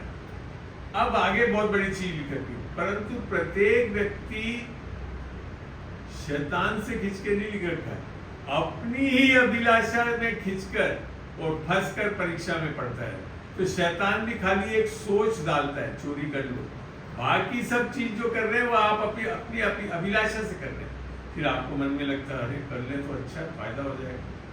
तो यहाँ समझने की बात है, अभिलाषाएं जो है वो आपके शरीर से आती हैं, मगर उसको बचने का तरीका क्या है? जब हम आत्मा से चलेंगे। तो जैसे ही पता पड़ा कि चोरी करना पाप है, गलत है, वचन से पता पड़ गया, तो अब हम क्या कहेंगे? हम आत्मा से चलना बेहतर समझेंगे, तब ये अभिलाषा में आप नहीं खींचो। उदाहरण के तौर पे लोग बात बड़े आसानी से बोलते हैं आजकल तो टीवी पे बहुत गंदी गंदी चीजें आती है, फलाना आती है। टीवी पे आए कोई बात नहीं, टीवी का रिमोट आपके हाथ में, क्या कहते हो? रिमोट किसके हाथ में है? मगर करते क्या है? ये आपकी अभिलाषा है, ये आप कंट्रोल कर सकते हो। भी आती है वो तो। आई बात समझ में? तो ये है सच्चाई। परीक्षा में आप खींचते आपकी अभिलाषाओं से, शैतान नहीं खींचता, खींच के ले आता है। वो तो खाली एक सोच डालता है, चलो इंटरनेट पे देख लो। बाकी तो इंटरनेट आप ही खोलते हो, आप ही घुसते हो, आप ही देखने लगते हो, फिर घुसते ही जाते हो। वो कौन है? वो आप है, स्वयं है, आपकी अभिलाषा। तो मंजू जी आप समझ में आए, शरीर पर मन लगाना तो क्या है कुछ समझे। तो शरीर पर जब मन लगाओगे तो ऐसी चीजों में जाते रहोगे, मगर आत्मा से चलना शुरू कर दोगे तो इन सब चीजों से बचेंगे। ठीक है, आई बात समझ में मंजू जी? जय मसीह की एंगल एक जगह ऐसा भी लिखा है कि शरीर पे मन लगाना तो मृत्यु है। हाँ, वो अभी पढ़ के बताया था ना, रोमियो में से तो बताया था मैंने 8 में। क्योंकि आप अगर शरीर की बातों पे मन लगाए रहोगे तो मृत्यु आएगी, क्योंकि शरीर का आत्मा से कोई संबंध इस तरह से है ही नहीं। इसके लिए आत्मा से चलने के लिए बोलता है वहीं पे रोमियो 8 में। फिर आगे चल के बोलता है जितने लोग परमेश्वर की आत्मा से चलते हैं वो परमेश्वर के, मगर जिनका उद्धार हुआ नहीं है तो उनमें आत्मा नहीं है तो वो चल ही नहीं सकते। तो ऐसे लोग क्या है? मृत्यु में ही जाएंगे, गलत गलत काम करते ही रहेंगे। आई बात समझ रहे? ये है उसका मतलब। आगे लिखा है साथ ही क्या विश्वासी को पानी का बपतिस्मा लेना अनिवार्य है? एक्चुअली में पानी का बपतिस्मा का विषय बहुत बड़ा है। मैं अलग से एक दिन अगर आपको सारे बपतिस्मों के बारे में बताऊं तब जाकर ये सार्थक हो पाएगा। तो मैं चाहूंगा इसका एक दिन और एक वीडियो आपका है भी सही, उस पर जाके देख सकते हैं। पूरा है बपतिस्मों के बारे में पूरा वीडियो है। मैं को ध्यान है कि किरण उसको इनके फॉरवर्ड कर दोगी तुम, अगर तुम निकाल सको? हाँ, मैं कर देना। ठीक है मंजू, बपतिस्मों के बारे में जो है वो है पूरा वीडियो। अगर आप मेरे चैनल पे सर्च करो, वो विशेषकर शायद अजमेर में ही मैंने प्रीच करा था, अशोक मार्टिन साहब के, उसमें भी वहाँ पे भी शायद एक बार प्रीच करा हुआ है। वो 2-3 जगह करा है, चंडीगढ़ में भी करा हुआ है, कई बार करा हुआ है। तो इतना सा बता दूं, पानी के बपतिस्मे से आत्मिक नहीं होते हम, ये पहली चीज समझ। आत्मिक हम पवित्र आत्मा के बपतिस्मे से होते हैं, जो कि सुसमाचार सुनने से, संक्षिप्त में बता रहा हूँ, सुसमाचार सुनने से होते हैं। और अगर हमारा आत्मिक जन्म नहीं हुआ तो पानी का बपतिस्मा लेना भी बेकार है। इसको मैं बोलता हूँ सूखे पापी हो गीले पापी निकल आओ, कुछ नहीं बदले।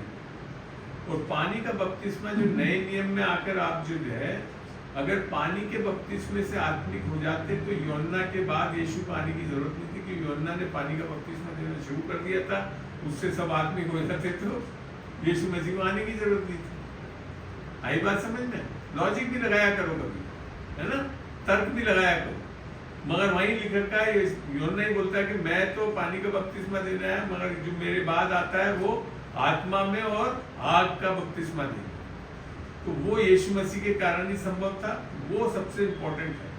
और उससे बाद जब आप आत्मिक हो जाते तो आप जब आपका नया जन्म होता है, बाहर से ना तो शरीर बदलता ना कुछ बदलता। आज से ये भी सवाल है जूली के उसमें कि मैंने जो उद्धार पा लिया तो उसमें क्या क्या बदलाव आता करके, तो बेसिकली कुछ दिखता नहीं है, मगर लोगों को दिखाने के लिए कि मेरा नया जन्म हो गया, मैं परमेश्वर में आ गया हूँ, तो उसको बताने के लिए पानी का बपतिस्मा एक तो लिया जाता है, और दूसरा आपका एक ये सहमति देना कि अब मैंने परमेश्वर की धार्मिकता पा ली है, तो उसकी धार्मिकता से धार्मिकता के फल लाने वाला हूँ।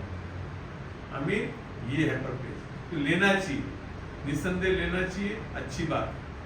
नहीं लेना ऐसा कोई वो नहीं है, मगर आपके अगर दिल में आया है पानी का बपतिस्मा लेना है तो ले लेना, निसंदेह बहुत अच्छी चीज रहेगी। वो आपका एक लोगों को प्रदर्शन करना होगा कि मैं एक नया जन्म पाएगी व्यक्ति।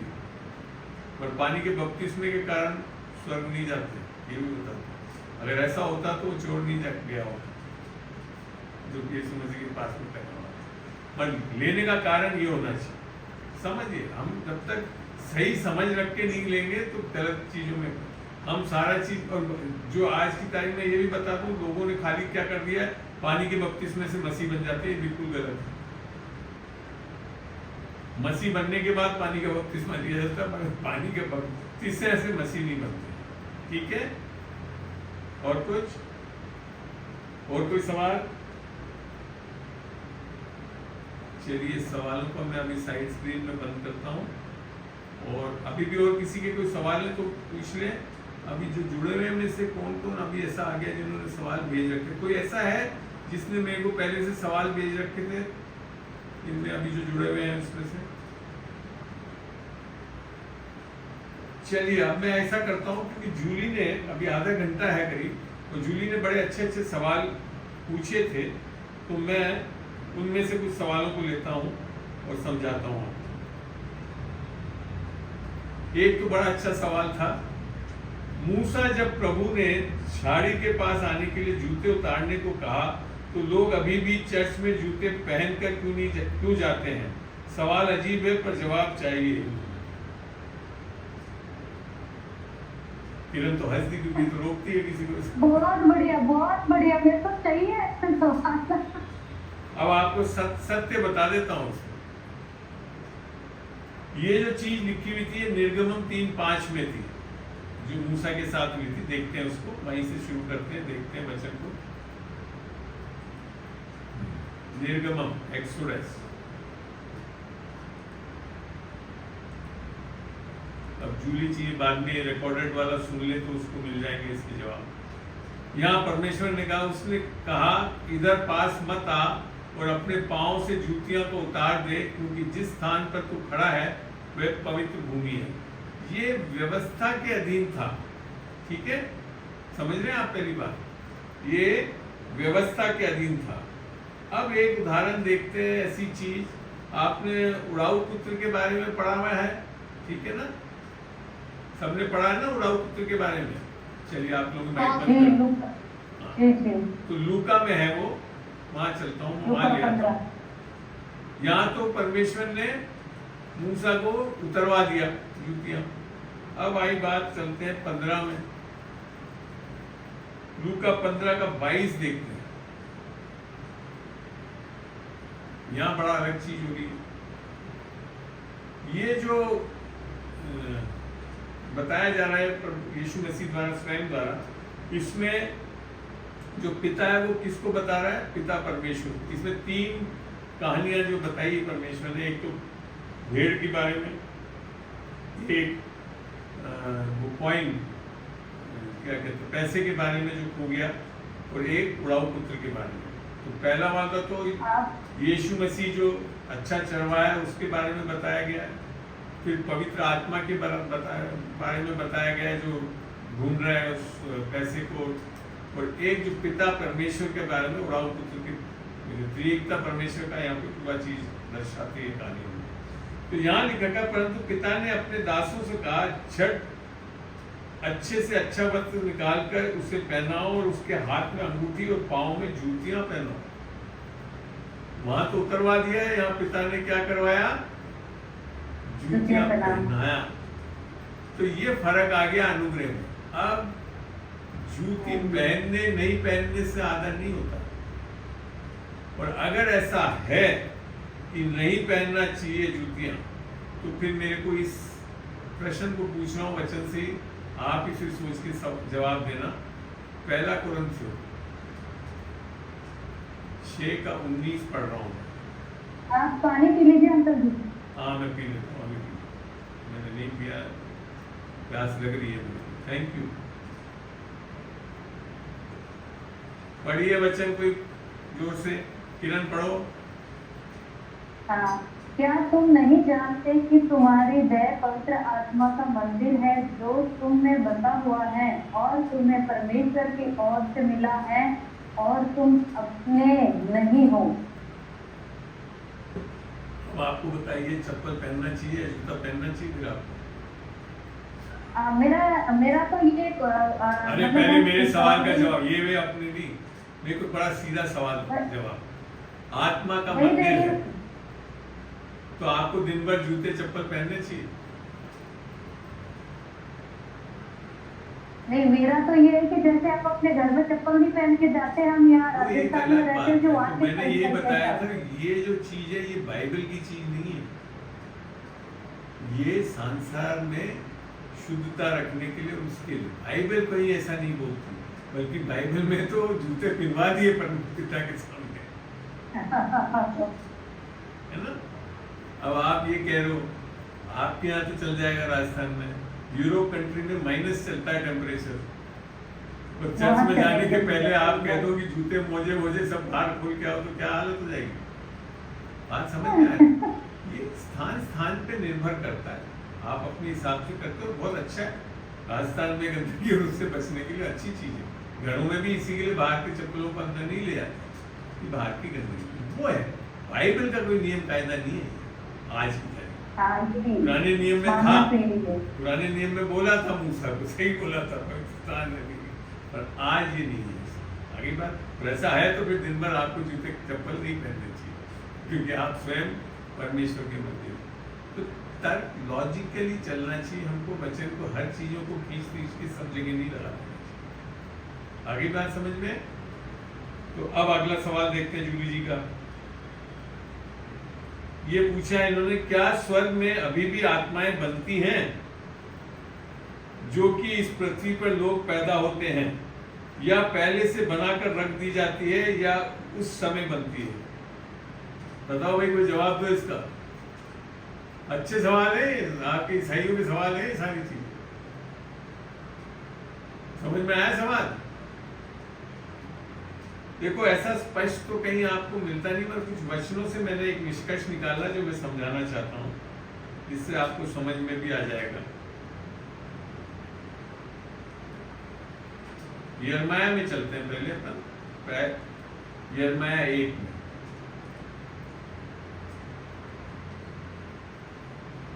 देखो, मैं हमेशा कोशिश करता हूँ कि आपको वचन से उत्तर मिले इस चीजों का। यिर्मयाह कहाँ पे आएगा? ये यिर्मयाह 1:1 होगा, फिर आगे पढ़ते हैं 1:5 पढ़ते हैं। या यिर्मयाह के बारे में क्या लिख रहा है? गर्भ में रचने से पहले ही, माने अभी शरीर आया ही नहीं है, गर्भ में तो शरीर बनना शुरू होता है अपना, गर्भ में रचने से पहले ही मैंने तुझ पर चित्त लगाया। दैट मीन्स यिर्मयाह उसके पहले से एग्जिस्ट करता है कहीं। तो आत्मिक जगत में है, और उत्पन्न होने से पहले ही मैंने तुझे अभिषेक किया। समझ में आ रही कोई बात? मैंने हमारा अस्तित्व आत्मिक जगत में है कहीं। वचन कुछ बता रहा हूं, बाकी आप समझे इन चीजों से। अब लेकर चलता हूं इफिसियों 1 में। इफिसियों 1 में चलते हैं हम।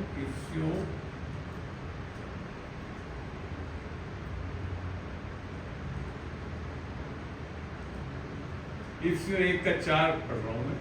यहाँ लिखा है, जैसा उसने हमें जगत की उत्पत्ति माने जो भौतिक जगत बना है ना, तो जगत की उत्पत्ति से पहले उसमें चुन लिया कि हम उसकी दृष्टि में पवित्र और निर्दोष हैं। माने हम जगत बना नहीं, उसके पहले भी हम कहीं हैं। आई बात समझ में? आ रही बात समझ में? हेलो, चलिए एक जगह और भी देखते हैं। रोमियो में चलते हैं। रोमियो 8 में।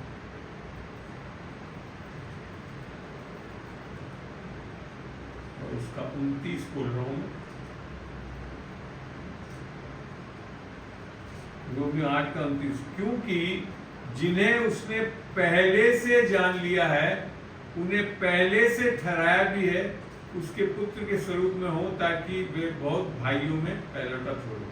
तो यहाँ पे भी मैंने एक ऐसा समय है जबकि हम व्यक्तिगत आए भी नहीं, मैं उससे पहले से ही चीज बताई जा रही है। तो आत्मिक जगत में निस्संदेह मेरा विश्वास है इन वचनों को देखने के अनुसार कि हम आत्मिक जगत में पहले से ही बने हुए। और एक चीज को और एक जगह से मैं आपको क्लियर करता हूँ, जो परमेश्वर अभी बता रहा है मेरे को। इब्रानियों में चलते हैं। इब्रानियों 11 का 1। अब विश्वास आशा की गई वस्तुओं का निश्चय और अनदेखी वस्तुओं का प्रमाण है। ये क्या लिखा है? क्योंकि इसी के विषय में पूर्वजों की अच्छी गवाही दी गई। विश्वास ही से हम जान जाते हैं कि सारी सृष्टि अर्थात भौतिक जगत की रचना परमेश्वर के वचन के द्वारा हुई है। ये नहीं कि जो कुछ देखने में आता है वे देखी हुई वस्तुओं से बना है। अर्थात भौतिक चीजें जो देखने में आती है वो आत्मिक चीजों से बनी है, और आत्मिक चीजें इससे पहले से ही एग्जिस्ट करती है। तो आशा करता हूँ इन वचनों से आपको समझ में आ सकता है। आप ये निष्कर्ष निकाल सकते हैं कि हाँ, आत्मिक रूप से हम लोग पहले से ही हैं। आमीन। चलिए और एक सवाल देखते हैं जूली जी का। अभी है समय, बढ़िया। ये भी, कैसा जीवन जिए जो प्रभु को पसंद हो और हम स्वर्ग के बारे में सोच सकते हैं कि तब हम स्वर्ग जाएंगे। समझ में आया? कैसा जीवन जिए जो प्रभु को पसंद हो और हम स्वर्ग के बारे में सोच सकते हैं कि तब हम स्वर्ग जाएंगे।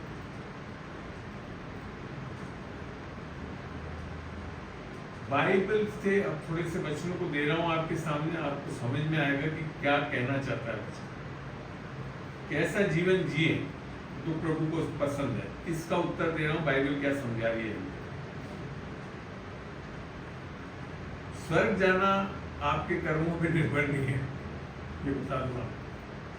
स्वर्ग जाना खाली एक निर्णय पे निर्भर है, क्या आपने यीशु मसीह को अपना उद्धारकर्ता या प्रभु माना या नहीं माना। मान लिया तो जा रहे हो, नहीं माना तो नहीं जा रहे। मगर बात आती है कि जिसने मान लिया है तो इस संसार में वो कैसे जीने वाला होगा, वो बताना चाह रहा हूं। जो कि ये बता रहे हैं ना, कैसा जीवन जिए जो प्रभु को पसंद हो। तो तीतुस में लेकर जा रहा हूं मैं आपको। तीतुस 3 में चल रहे हैं हम पहले।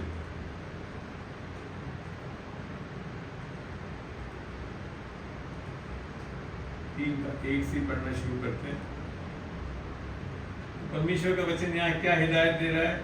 लोगों को सुधि दिला कि हाकिमों और अधिकारियों के अधीन रहे और उनकी आज्ञा माने और हर एक अच्छे काम के लिए तैयार रहे, बुरे काम के लिए नहीं।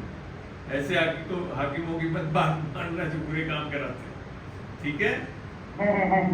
फिर लिखा है किसी को बदनाम ना करें, झगड़ालू ना हो, पर कोमल स्वभाव के हों और सब मनुष्यों के साथ बड़ी नम्रता के साथ रहें। अब लिखा है, ठीक है ना। फिर चलते हैं फिलिपियों 2:1 में। अलग अलग जगह से दिखा रहा हूँ, बहुत जगह लिखी हुई है, मैं कुछ सैंपल के रूप में बता रहा हूँ मैं, ताकि आपको समझ में आ जाए कि परमेश्वर का वचन क्या बता रहा है हमको, कैसे चलना है हम अपने विश्वास। पानी और पी लो आप। पी लिया मैंने, पी लिया।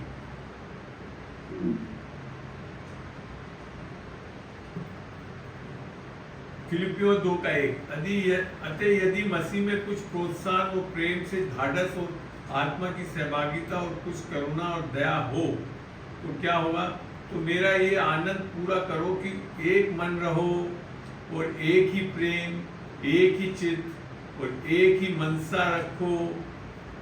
स्वार्थ या मिथ्या गर्व के लिए कुछ ना करो, पर दीनता से एक दूसरे को अपने से अच्छा समझो। हर एक अपने ही हित की नहीं परंतु दूसरों के हित की भी चिंता करो। आई बात समझ में? और फिर बहुत अच्छा कंक्लूड कर, जैसा मसीह यीशु का स्वभाव था वैसा ही तुम्हारा भी स्वभाव हो। खत्म। एक ही आयत बहुत है, कैसा मानता है परमेश्वर, हैं? बहुत अच्छा, बहुत अच्छा। फिर एक चीज और देता है, जो चीज बहुत अच्छी चीज लगती है फिलिपियों 4 में, फिलिपियों 4:4। यहाँ क्या लिख रखा है? प्रभु में सदा आनंदित रहो। हम लोग करते क्या हैं? सदा दुखी रहते हैं। क्वेश्चन क्या बोल रहा है? प्रभु में सदा आनंदित रहो। ये पता पौलुस कब लिख रहा है? जब जेल में बंद कर रखा हुआ है उसको। ऐसी अवस्था है जहां आनंद नहीं हो सकते, मतलब भी क्या कह रहा है? प्रभु में सदा आनंदित रहो। तुम्हारी कोमलता सब मनुष्यों पर प्रकट हो। प्रभु निकट है। 6 में क्या लिखा है?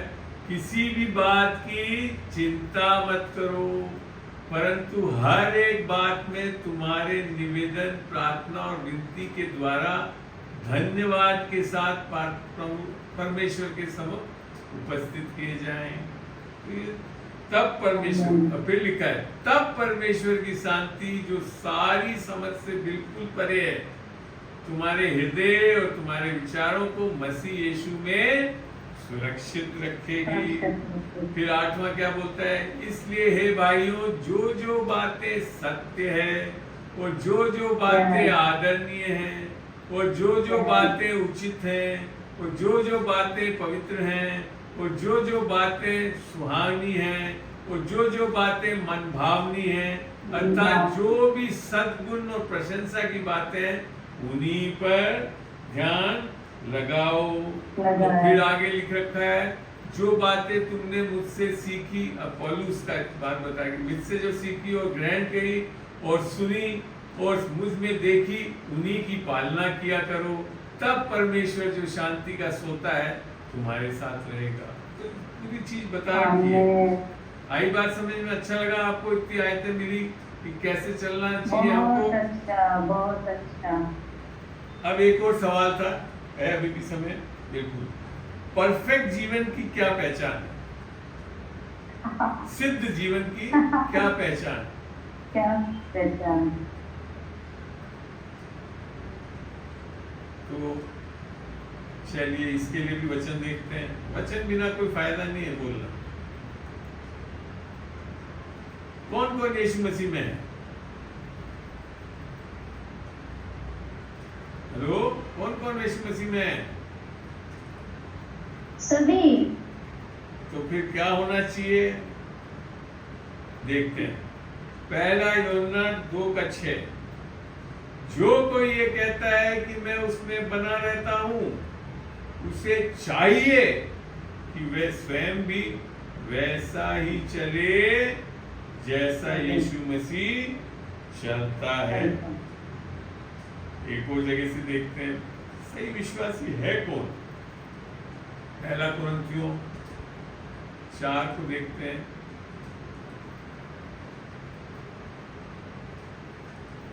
बीस 4:20, क्योंकि परमेश्वर का राज्य बातों में नहीं परंतु सामर्थ्य में है। क्या आपके जीवन से सामर्थ्य दिख रहा है परमेश्वर? तब है आप परफेक्ट।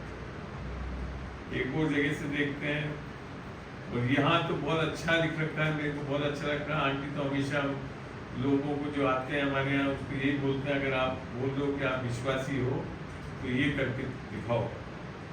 ये मरकुस 16, और मैं इसको सीधा सही वचन पे ले आता हूँ।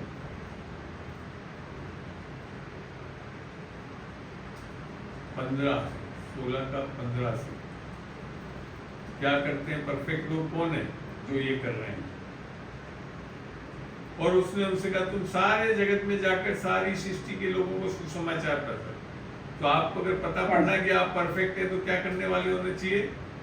सुसमाचार प्रचार करने वाले होने चाहिए। 16 छोड़ दिए, 17 में क्या लिख रखा है? और विश्वास करने वालों में ये चिन्ह होंगे। परफेक्टनेस के चिन्ह क्या है?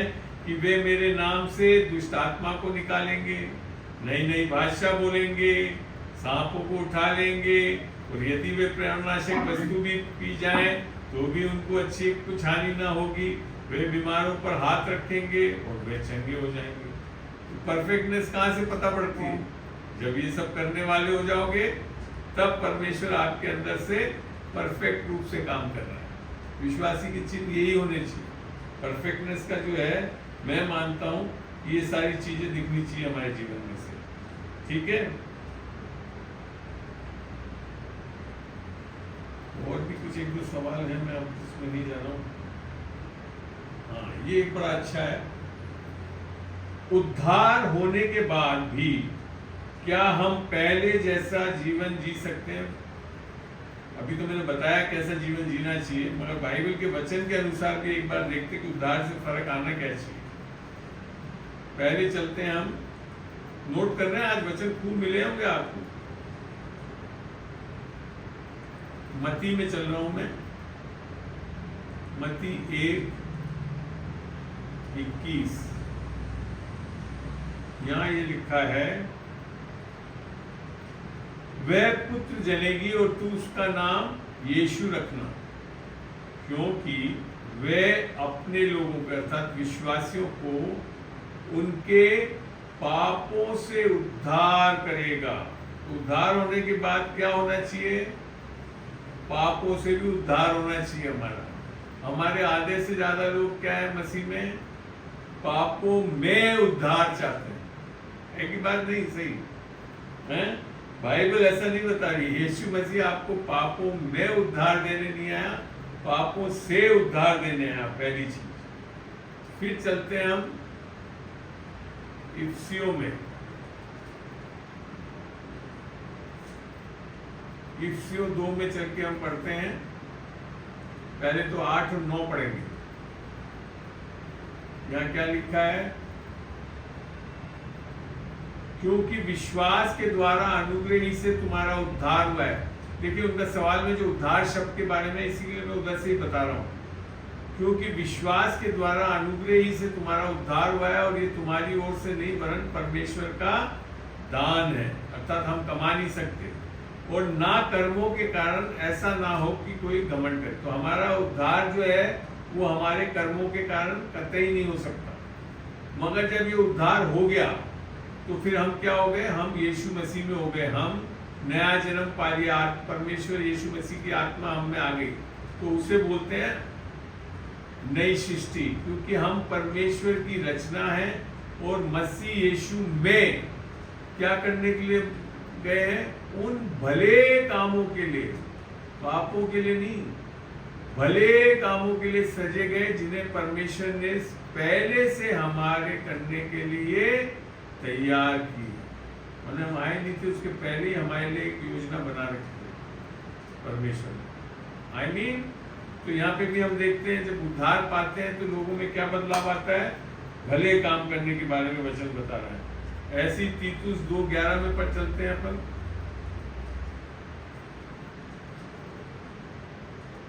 तीतुस 2:11 यहाँ देखते हैं क्या लिखा, क्योंकि परमेश्वर का अनुग्रह प्रकट है। कौन है अनुग्रह? यीशु मसीह स्वयं अनुग्रह है, जो सब मनुष्यों के उद्धार लाने में सक्षम है।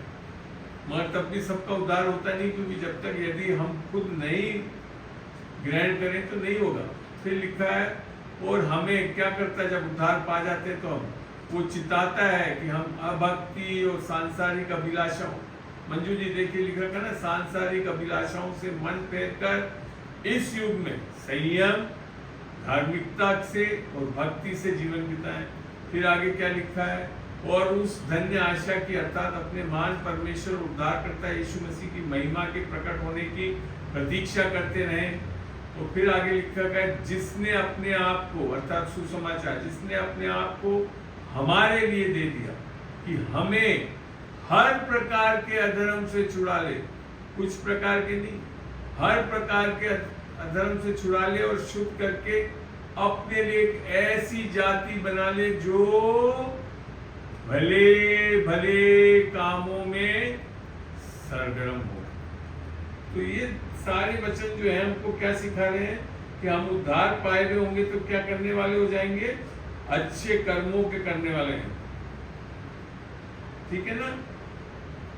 तो आशा करता हूँ ये चीज समझ में आई होगी आप लोगों को। अब हम मेरे ख्याल से समय हो गया है। बहुत बढ़िया। अभी भी कोई सवाल, जो चीजें बताई मैंने उसमें कुछ पूछना हो तो पूछ ले, नहीं तो फिर अब अगले कोई अवकाश के रोज ऐसी दिन में हम इस तरह से खुला वचन की समझ भी तो होनी चाहिए ना, हमें वो कैसे मिलेगी? क्या चीज बेटा? हाँ, एक सवाल जितेंद्र का यही था शायद सवाल, एक मिनट रुकिए। जितेंद्र ने सब लगभग यही चीज पूछी है।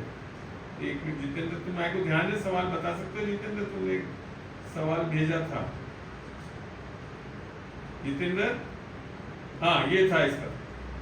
अंकल जी, जब मैं सुबह उठ के बाइबल वचन पढ़ता हूँ मुझे वचन याद नहीं रहते। जब मैं अन्य भाषा में प्रार्थना करता हूँ तो तब तो मेरा मन दुआ में लगा रहता है। जब मैं गवाही देना चाहता हूँ तब घबरा जाता हूँ। तो मैंने जैसे बताया ना, मन को लगाना आपके हाथ में है बेटा। मन को ऊपर कंट्रोल आपको ही करना पड़ेगा, परमेश्वर भी नहीं करता। आपको दे दिया, चाबियां दे दी, वचन दे दिया, सामर्थ दे दी पवित्र आत्मा की, आप कर सकते हो। याद दिलाने की बात है तो वचन के अनुसार क्या है, जब हम इस वचन पे, ये मेरे को भी पहले बहुत दिक्कत आती थी शुरू में, जब मेरे को भी वचन याद नहीं होते। मगर जब मैं विश्वासी जीवन क्या होता है, विश्वास से जिया जाता है, और वचन में जब लिखा है कोई चीज तो वैसा फिर होगा। तो वचन 14 का मैं 26 दिखा रहा हूँ, और ये शायद मेरे ख्याल से रजत तुम भी जो पूछ रहे हो यही चीज है।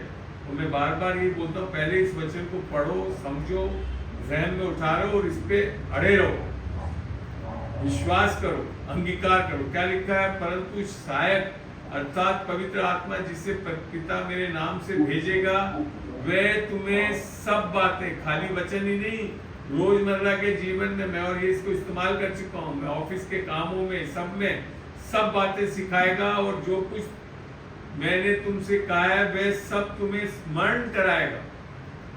अब मैं आज जैसे खुला वचन ले रहा हूँ, आप जान सकते हो कि इतनी चीजें एकदम से मैं तैयार भी नहीं कर सकता था।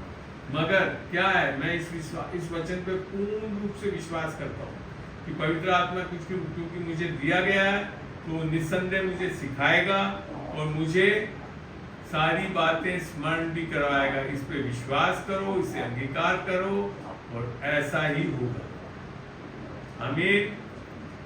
आमीन। हाँ रजत, अभी भी कोई सवाल? रजत के वैसे बहुत सवाल है, वो तो मैंने बोला था इसके अगर एक दिन लूँ तो कम से कम 2 या 3 सेशन लेने पड़ेंगे मेरे को। इसने इतने वचन लिख लिख के भेज दिए मेरे को। यानी अब मैं लूँगा आने वाले सेशन।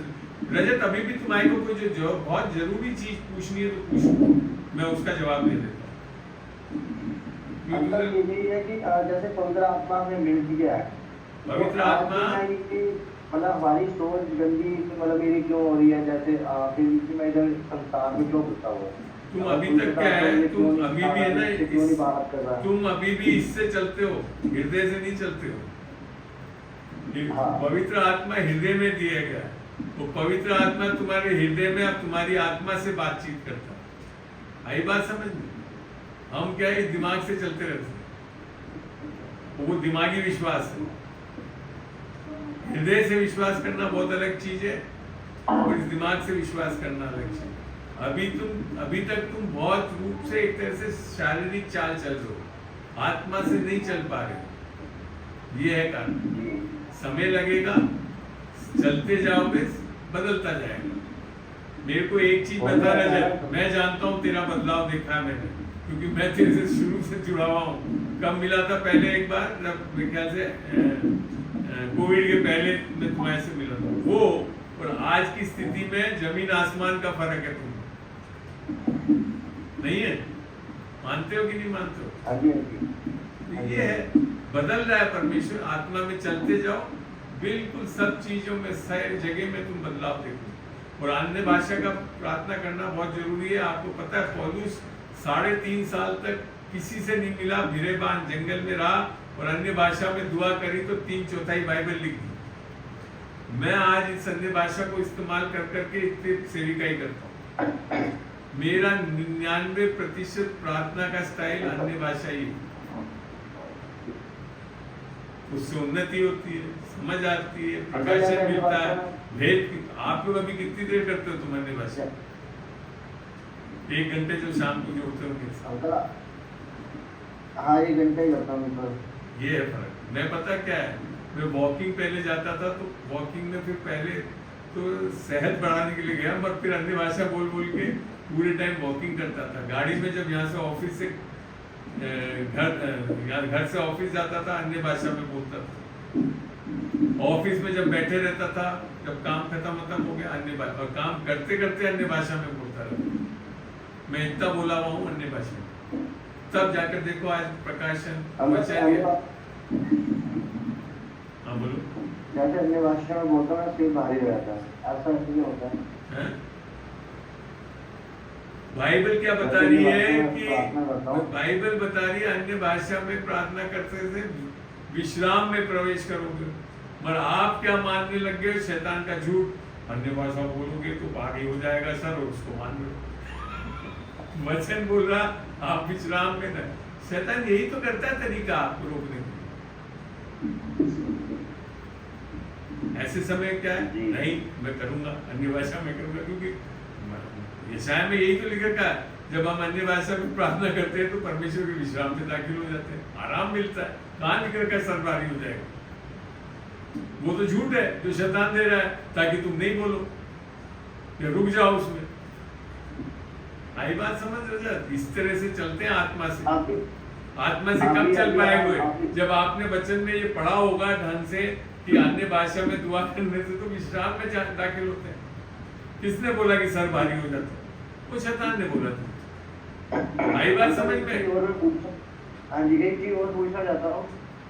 जैसे आप इतनी अच्छी बातें सिखा रहे हो, ठीक है, वो तो याद नहीं जाती, और शैतान इतने विचार मन में डालता है, इतने मन में डालता है कि आप कुछ तो शैतान के विचार सुनो। अब बात, यीशु मसीह के पास भी आकर उसने बहुत कुछ बोला, तो यीशु मसीह ने क्या लिख रखा है? लिखा है। तो वचन कितना पढ़ के कितना बोलने वाले बन जाओगे तो शैतान बोलना बंद कर देगा तुम्हारे से। ये है तरीका। तो याद नहीं रखते हैं। नहीं याद हो, अभी बताया ना, विश्वास करो यूहन्ना 14:26 पे जो पवित्र आत्मा तुम्हें दिया गया है वो तुम्हें सिखाएगा, स्मरण कराएगा। बैठो तो सही, पूछो तो सही, कैसे नहीं बताएगा वो? मैं तो हो सकता नहीं बता पाऊँ, वो तो 101% भेजा ही इसी के लिए गया है वो। कहाँ मान रहे हैं हम इस चीज को, कहाँ विश्वास कर रहे हैं हम इसको? हम तो ये विश्वास कर नहीं याद हो सकता, नहीं, वो तो तुम्हारा शरीर है, वो शैतान है जो बोलता रहेगा अरे कितना भी कोशिश कर ले, नहीं याद नहीं रख सकता।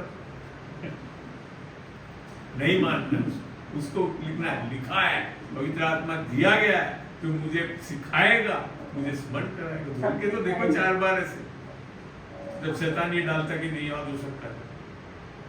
ठीक है, जरूर धन्यवाद। ठीक है, बहुत अच्छा लगा, प्रभु का बहुत धन्यवाद। चलो 4 बजे किरण छोटी सी अच्छी सी दुआ कर दीजिए, इसको समाप्त करें और फिर हम विदा लेते हैं आप लोगों से। आइए हम सब मिलकर प्रार्थना करते हैं। बाकी सब लोग माइक को म्यूट कर, 1 मिनट मैं कि बाकी लोग सब माइक को म्यूट कर लें, नहीं तो वो सब एकोइंग होने लगती है। तो मैं पूरी चीज को रिकॉर्ड कर रहा हूँ और यूट्यूब पे डालने वाला हूँ, ताकि आगे भी आपको काम में आए। जी सब लोग म्यूट करें। ये कौन है आप? चलो आप नहीं कर रहे तो मैं कर दूँ। ये उनका नियम, 1 मिनट रुकना बेटा, जस्ट 1 मिनट रुकना। मैं गैलरी व्यू में जाता हूँ तो काफी लोग आ जाएंगे। चलिए करिए जितेंद्र, अपना म्यूट कर लो। सर्वशक्तिमान परमेश्वर राजा राजाओं के राजा पर प्रभु जी आपको धन्यवाद करते प्रभु जी। पूरे दिन भर आपने हमें संभाले रखा प्रभु जी। हमें मेरे ये सभी प्रिय भाई बहन जो इस मीटिंग में जुड़े हुए प्रभु जी, एक एक जन को आपके लहू में कवर करते थे परमेश्वर। मैं अपने आप को भी, विशेष अंकल जी को भी आपके हाथों में सौंपते हैं प्रभु जी। और वचन कहता है प्रभु जहाँ 2 या 3 मेरे नाम से इकट्ठे होते हैं, मैं वहाँ हाजिर होता हूँ। प्रभु आपकी गहरी उपस्थिति के लिए हम धन्यवाद करते हैं प्रभु जी। पूरे 2 घंटे आपने हमें अद्भुत रीति से चलाया प्रभु, आपको धन्यवाद करते। और आप है ही अद्भुत युक्ति करने वाले पराक्रमी परमेश्वर पिता, आपको धन्यवाद करते हैं। और मेरी विशेष प्रार्थना है प्यारे परमेश्वर, जिन जिन लोगों को वचन समझ में नहीं आया प्रभु जी, जो शैतान उन्हें भरमाता है, मैं यीशु के सामर्थ्य नाम से उसकी सारी योजनाओं को, उसके षड्यंत्र को नष्ट और नाबूद कर देती हूँ। और वचन में लिखा है ऐसा, पवित्र आत्मा अर्थात हमें दिया गया है आपने, जो सदैव हमारे साथ रहता है। उसने कहा है ऐसा कि मेरा जाना तुम्हारे लिए अच्छा, मैं तुम्हारे लिए एक सहायक भेजता हूँ, अर्थात पवित्र आत्मा जो सदैव तुम्हारे साथ रहेगा और तुम्हें सब कुछ सिखाएगा जो बातें मैंने तुम्हें बताई है। प्रभु जी ये वचन में एक एक मेरे प्रिय भाई बहनों के लिए मैं क्लेम करती हूँ प्रभु जी। और आने वाले समय में ये वीडियो जब यूट्यूब पर डाला जाए तो परमेश्वर हजारों ही नहीं लाखों गुना लोग इसे देख करके प्रभु जी अपनी जरूरतों को और अपनी जो भूख और प्यास को मिटाने वाले हो जाए प्रभु जी। और विशेष मेरी प्रार्थना प्रभु जी, हम दोबारा इसको रिपीट देखें तो प्रभु जी आपकी अद्भुत महिमा हमारे जीवन में प्रकट होने पाए प्रभु जी। मैं धन्यवाद करती हूँ कि आपने अद्भुत रीति से हमें सिखाया प्रभु, आपको धन्यवाद करते हैं। इस सभा को ये समाप्त करते हैं, जब वीडियो यूट्यूब पे डाली जाए तो प्रभु 1000 गुना लोग, लाखों लोग इन्हें देखने पाए प्रभु जी। आपको धन्यवाद करते, बहुत सारे सब्सक्राइबर होने पाए प्रभु जी, और कमेंट बॉक्स भर जाए यीशु के नाम से। हम धन्यवाद करते, सारा आदर महिमा आपको देते हैं। इस वीडियो को भी आपके लोगों में कवर करते हैं। ये छोटी सी दिन की प्रार्थना हमारे उद्धारकर्ता आपके प्यारे बेटे प्रभु यीशु के नाम से मांगते, सुने और ग्रहण करें। आमीन आमीन आमीन। जय मसीह की सबको। फिर वापस मिलेंगे। समय और डेट ढूंढिए और भी सवाल तैयार करिए ताकि ऐसी सभाएं और होती रहे। जय मसीह।